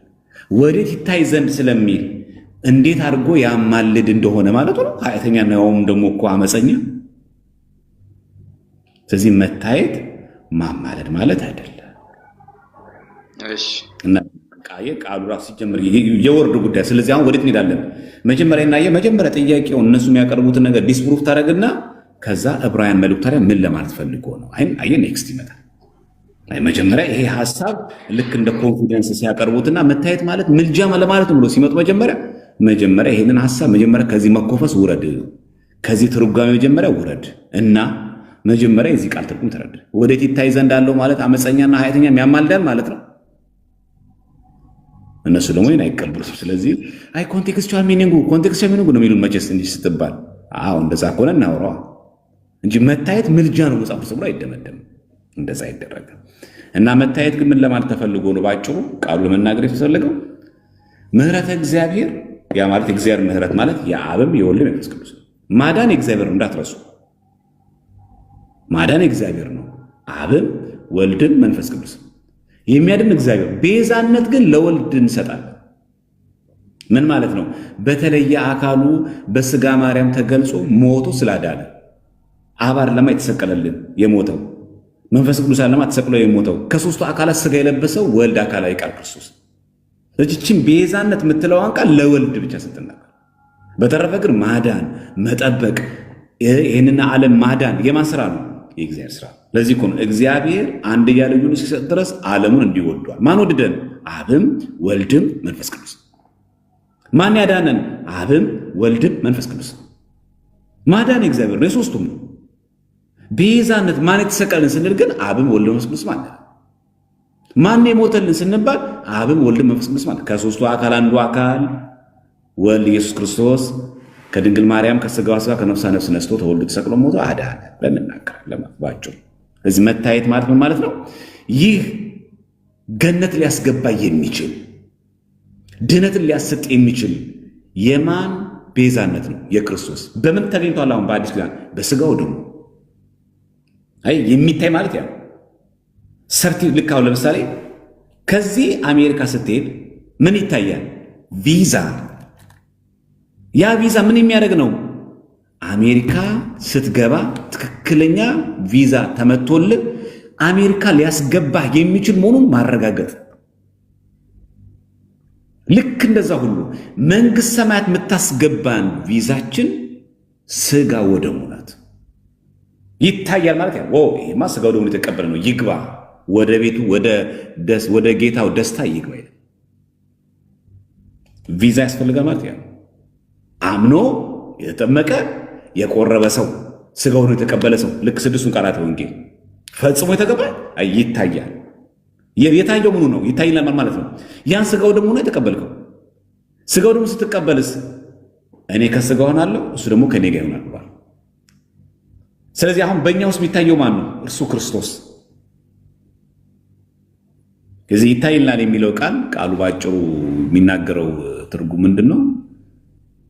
ክርስቶስ አሁን ለምንድን ማለት የመዳን ህይወታችንን እየፈጸመን ላለን ከአሕዛብም ከተለያየ ከመናፍቃንም ለሚመጡ ሰዎች ወደ እውነተኛይቷ መንገድ ሲመጡ ያንን ስጋው ደግሞ በመጡ ቁጥር ያ በዕለተ ዓርብ የፈጸመው እርቅ ቅድም የተረጎም ነው ማለት ነው። በዕለተ ዓርብ የፈጸመው ቤዛነት እስከ ዘላለሙ ድረስ ሕያው ሆኖ ይቆያል። ይታያል ማለት ያ ሕያው ይሆናል። አረጀ፣ ደቀቀ፣ የዛሬ 2000 ዓመት እኮ የተሰቀልከው በቃ ሸፍነው የሚባል ነገር የለም። እሱ ሊሸፍን የሚችል ነገር የለም። አንድ የክርስቶስን ስቅለት ሞቱን ቤዛነቱን ሊሸፍን ነገር የለም። አንድ ሁለተኛ እሱ ደግሞ የማያድነው እሱ ደግሞ የማይፈውሰው የለም። የክርስቶስ ደም ከኃጢአት ሁሉ ስለሚያነጻ አምኖ በንስሐ አባት አማካኝነት ስጋው ደግሞ ለሚቀበል ሰው ድህነትን ሊያሰጥ ነው። ይታያል ማለት ይሄ ነው። ዘላለማዊ ነው። አሁን እኮ ጌታ መቼ ተሰቀለ እኔ አትበል። አንተ ከተለያየ ቤተ እምነት ያለው ወደዚህኛው እውነተኛው ጎዳና መጥተህ መማር መዳን ትችላለህ። የባለፈው ያደረገው የሚያደርጉትን አያውቁም ይቅር በላቸው ቢለውስ ያንን ድህነት ውስጥ አሁንም አለ፣ ሕያው ነው። ያ ድህነት ዛሬም ላንተ ይሰራል። አንተን አይመለከትም የሚባል የለም። ግልጽ ነው ወንድማችን? አዎ ግልጽ ነው። በቃ ባጭሩ ቤዛነቱን የሚያሳየው መታየት ማለት መታየት ያ ነው ያደረገው። ቤዛነት አያረጅም ነው ባጭሩ። ከየትኛውም አይነት ትውልድ ለሚመጣ ከየትኛውም ቤተ እምነት ለሚመጣ ሰው ክፍት ነው፣ በሩ ክፍት ነው። ያ ቤዛነት አይመለከተኝም አትልም። ዛሬም ሕያው ነው እንጂ ክርስቶስ ያልፈጸመው ድህነት ኖሮ አሁንም ያማልዳል የሚል አይነት ትርጓሜ የለንም። እሺ አመሰግናለሁ። እና ከታች ኦርቶዶክስ አይደለም እያሉ ነበር፣ ግን ለምንድን እንደዛ እንዳሉ አላውቅም። አመሰግናለሁ። እኔ እናንተ ከተነገርኳል ችግር እነሱን ተዋቸው ነው። ሰው ኮመንት ላይ ምንም ነገር ይጽፋል ይጻፍና አንተ ሐሳቡን አተኩር። እሺ የኢትዮጵያን ሕዝብማ እዚህ ጋር ማታውሩ ምናምን ካለውማ ይከብዳል። ትንሽ ይተንፍስ እንጂ ዝም ብሎ የልቡንም ቢሆን። እሺ እኛ ጉዳያችን ከምላሹ ጋር ማተኮር ነውና እንደዛ ማድረግ አለብን። እሺ ይበቃናል። ስላስተማረን እግዚአብሔር ስሙ የተመሰገነ ይሁን። ያው አንዳንዱ ሰው ሁሉም ሰው እንግዲህ ኮመንት ሲዘጋበትም ስለሚጨንቀው ትንሽ ከፈት ሲል ነውና ዲሞክራሲን ኤክሰርሳይዝ የምታደርጉት ኮመንት ላይ ስለሆነ እናንተም አታርፉ ማለት ለዛ ነው። እግዚአብሔር እንግዲህ ሁላችን መጨረሻ ያሳምርልን። ይበቃናል ለጊዜው። የኢየሩሳሌሙን ጉዞ እንግዲህ የመጨረሻውን ቪዲዮ አሁን ተለቋል። ከትላንት ወዲያ ምናምን ነገር የተለቀሱ ቪዲዮ ላይ ያለ ስልካቸው ምናምን። ስለዚህ ኢየሩሳሌም በፋሲካ በዓል እንሄዳለን። የቻላችሁ መጓዝ የምትችሉ በሀገር ውስጥም በውጭ ሀገርም ያላችሁ መሄድ ባትችሉ ወገኖቻችሁን፣ ዘመዶቻችሁን፣ እናት አባት፣ ወንድም እህት መጋበዝ ትችላላችሁ። በዚህ ጉዞ ላይ ሊቀ ሊቃውንት ስምዐኮንን በአካል እናገኛለን፣ እንማራለን። ቃለ እግዚአብሔር የጉዞ ምንነት እናያለን። በመጽሐፍ ቅዱስ ላይ የሰማናቸው ከአበው የተማርናቸውን ደግሞ በአካል ደግሞ እናየዋለን። አያችሁ፣ በመጽሐፍ ቅዱስ ላይ ተምረናቸዋል፣ በቃል በአካል ደግሞ እናያቸዋለን። የት? ኢየሩሳሌም ድረስ ሄደን። ስለዚህ ኢየሩሳሌም ማንም ሰው እንዳይቀር። ከዛ ደግሞ የፋሲካ ዕለት ከዛው ከትንሣኤው ብርሃን እነዛ ጠዋፎቻችን በተአምራት ሲበሩ ደግሞ እናያለን። ስለዚህ የ20 26 ሆሊ ፋየር ብለው ሲኤንኤን እና ቢቢሲ የሚዘግቡት ያለምንም ተቀጣጣይ ከክርስቶስ መቃብር ላይ ሌሊት 9 ሰዓት እሁድ ቀን የትንሣኤ ቀን የሚበራውን ብርሃን ፍንጣቂ ሄዶ ምንም ሳያቃጥል ደግሞ የሚበራውን ጧፍ እኮ በእጃችሁ ትነኩት እኮ አያቃጥልም፣ እሳቱ አያቃጥልም። ለ33 ደቂቃ ማለት ነው። ከ33 ደቂቃ በኋላ ያቃጥላል። 33 ዓመት ከ3 ወር ዓለም በዚህ ምድር ላይ ጌታችን ተመላልሶ ያስተማሩ 33 ደቂቃ ድረስ አያቃጥል፣ ከዛ በኋላ ያቃጥላል። እና እነዚህን ሁሉ ተአምራት በአካል ተገኝተን ኢየሩሳሌም እናያለን። ስልክ ቁጥራቸውን አስቀምጬላችኋለሁ እዚህ እኔ ቲክቶክ ላይ ገብታችሁ ቪዲዮ የመጀመሪያ ቪዲዮ ላይ ያለችው ቴምፕሌት አለች፣ እሷ ላይ ገብታችሁ ከዛ ስልክ ቁጥር መጠየቅ ትችላላችሁ። በአካል መሄድ የምትፈልጉ ሰዎች እዛው ቅድስት ማርያም 5 ኪሎ መንበረ ፓትርያርክ ፊት ለፊት ላይ የሚገኝ ነው። እዛ ሄዳችሁ መሳተፍ ትችላላችሁ። ስለዚህ ብሉይና ሐዲስን እናይበታለን። የጌታችን ኢየሱስ ክርስቶስ ከተወለደበት አንስቶ እስከተሰቀለበት እስካረገበት ቦታ ድረስ በአካል በኪደተ እግሩ በእግሩ መራመድ የባረካቸውን ያስተማረበትን ገቢረ ተአምራት የፈጸመበትን ቦታዎች ሁሉ በአካል እናያለን። ስለዚህ በዚህ ዓመት ይሄ የመጨረሻ ጥሪ ስለሆነ ኢየሩሳሌም መሄድ የምትፈልጉ ሰዎች እናንተም ባትሄዱ ውጭ ሀገር ብትኖሩ እናት አባቶቻችሁን ብትጋብዙ ራሱ እናት አባቶቻችሁን ጭምር ደግፈው አቅመ ደካሞችን ራሱ እያገዙ ጉዞውን ያበረታታሉ። ስለዚህ እናቴን ብልክ ምን ትሆናለች ብቻዋን ብላችሁ እንዳትሰጉ፣ አባቴ አርጅቷል ብላችሁ እንዳታስቡ። እነዛን እናት አባቶች ያረጁችን ጭምር እነሱ ራሳቸው ተንከባክበው ወደ ፕሌን አስገብተው በስነ ስርዓት ኢየሩሳሌምና ጆርዳን 2 ከተሞችን አስጎብኝቶ ይመልሳሉ። ስለዚህ እንደዛ ብታደርጉ ጥሩ ይመስለኛል ለኔ። ስለዚህ ሊቀ ሊቃውንት ስምዐኮነ መልአክ በደንብ አድርጎ ትምህርት ያስተምሩናል። 2 ሀገሮችን ማዮርዳኖስ የጉዞ ወኪል ነው የሚባለው። ኢየሩሳሌምን በዛ እናክብር ለማለት ያክል ነው። የምንሄደው ለፋሲካ ነው። ከወዲሁ መዘጋጀት ስለሚያስፈልግ ያለችን አሁን ቅድስት ናት። ቀጣይ እንግዲህ እንደምታውቁት ምኩራብ፣ ከዛ መጻጉዕ፣ ከዛ ደብረ ዘይት እያለ እያለቀ ነው። ቀድመን ነው መሄድ ያለብንና ከወዲሁ እንድትዘጋጁ ለማለት ያክል ነው። ደውላችሁ አዎ ፓስፖርት ያስፈልጋል። ፓስፖርት ስለሚያስፈልግ ያንን ነገር ኢየሩሳሌምንና ጆርዳን 2 ሀገሮችን አካለመ። በተለያየ ውጭ ሀገር ኖሩን በነገራችን ላይ መሄድ ትችላላችሁ። ውጭ ሀገር እየኖራችሁ ራሱ ትራንዚት ባለበት እነሱ ይዘዋችሁ ስለሚሄዱ ደውላችሁ እናንተ ብቻ አሬንጅ አድርጋችሁ እንደምትሄዱ እርግጠኛ ሆናችሁ ተመዝገቡ ማለት ነው። ዋጋው ስንት እንደሆነ ምን ያክል ቀን እንደምንቆይ ከራሳችሁ አንደበት ስሙ። ስልክ ቁጥራችሁን አስቀምጬላችኋለሁ ቲክቶክ ላይ፣ እዛ ቴምፕሌት ላይ አለ ስልክ ቁጥር፣ እዛ ላይ ይስጣችሁ መደወል ትችላላችሁ። እዚህ ቲክቶክ ላይ ያለላችሁ ተለቋል። እሺ በቂያችን ነው። ይቻላል፣ የኤርትራ ፓስፖርት ይቻላል፣ ምንም ችግር የለም። ጉዳዩ ፓስፖርት አይደለምና ስትጓዙ ጉዞውን ግን ማሰብ የሚገባችሁ የቀናቶቹን እናንተ የስራችሁን ፍቃድ ወስታችሁ በዛ፣ ምክንያቱም መሄድ ለምትችሉ ሰዎች እንደዛ ለማድረግ እንዳይመች ከበረከቱም እንድትሳተፉ በደንብ አድርገን ብንካፈል በጣም ቆንጆ ስለሆነ ለሁላችሁም የሚችል ሰው ቢሄድ ቆንጆ ነው። አይሻልም? የሚችል ሰው ዮርዳኖስ ጠበል ተጠምቀን ጌታችን ከተጠመቀባት ተጠምቀን በረከት እንካፈላለን። ሲፈቅድልን ነው እንግዲህ ሁሉ ስለወደድን አይሆንም ማለት ነው። ስለፈለግን አይሆንም ሁሉ ነገር። እሱ ሲፈቅድ ነው ሁሉ ነገር። እሱ ካልፈቀደ አይሆንም። ስለዚህ እሱ ሲፈቅድልን ነው ሁሉ ነገር የሚሆነውና ከተለያዩ ውጭ ሀገር ያላችሁ ሰዎች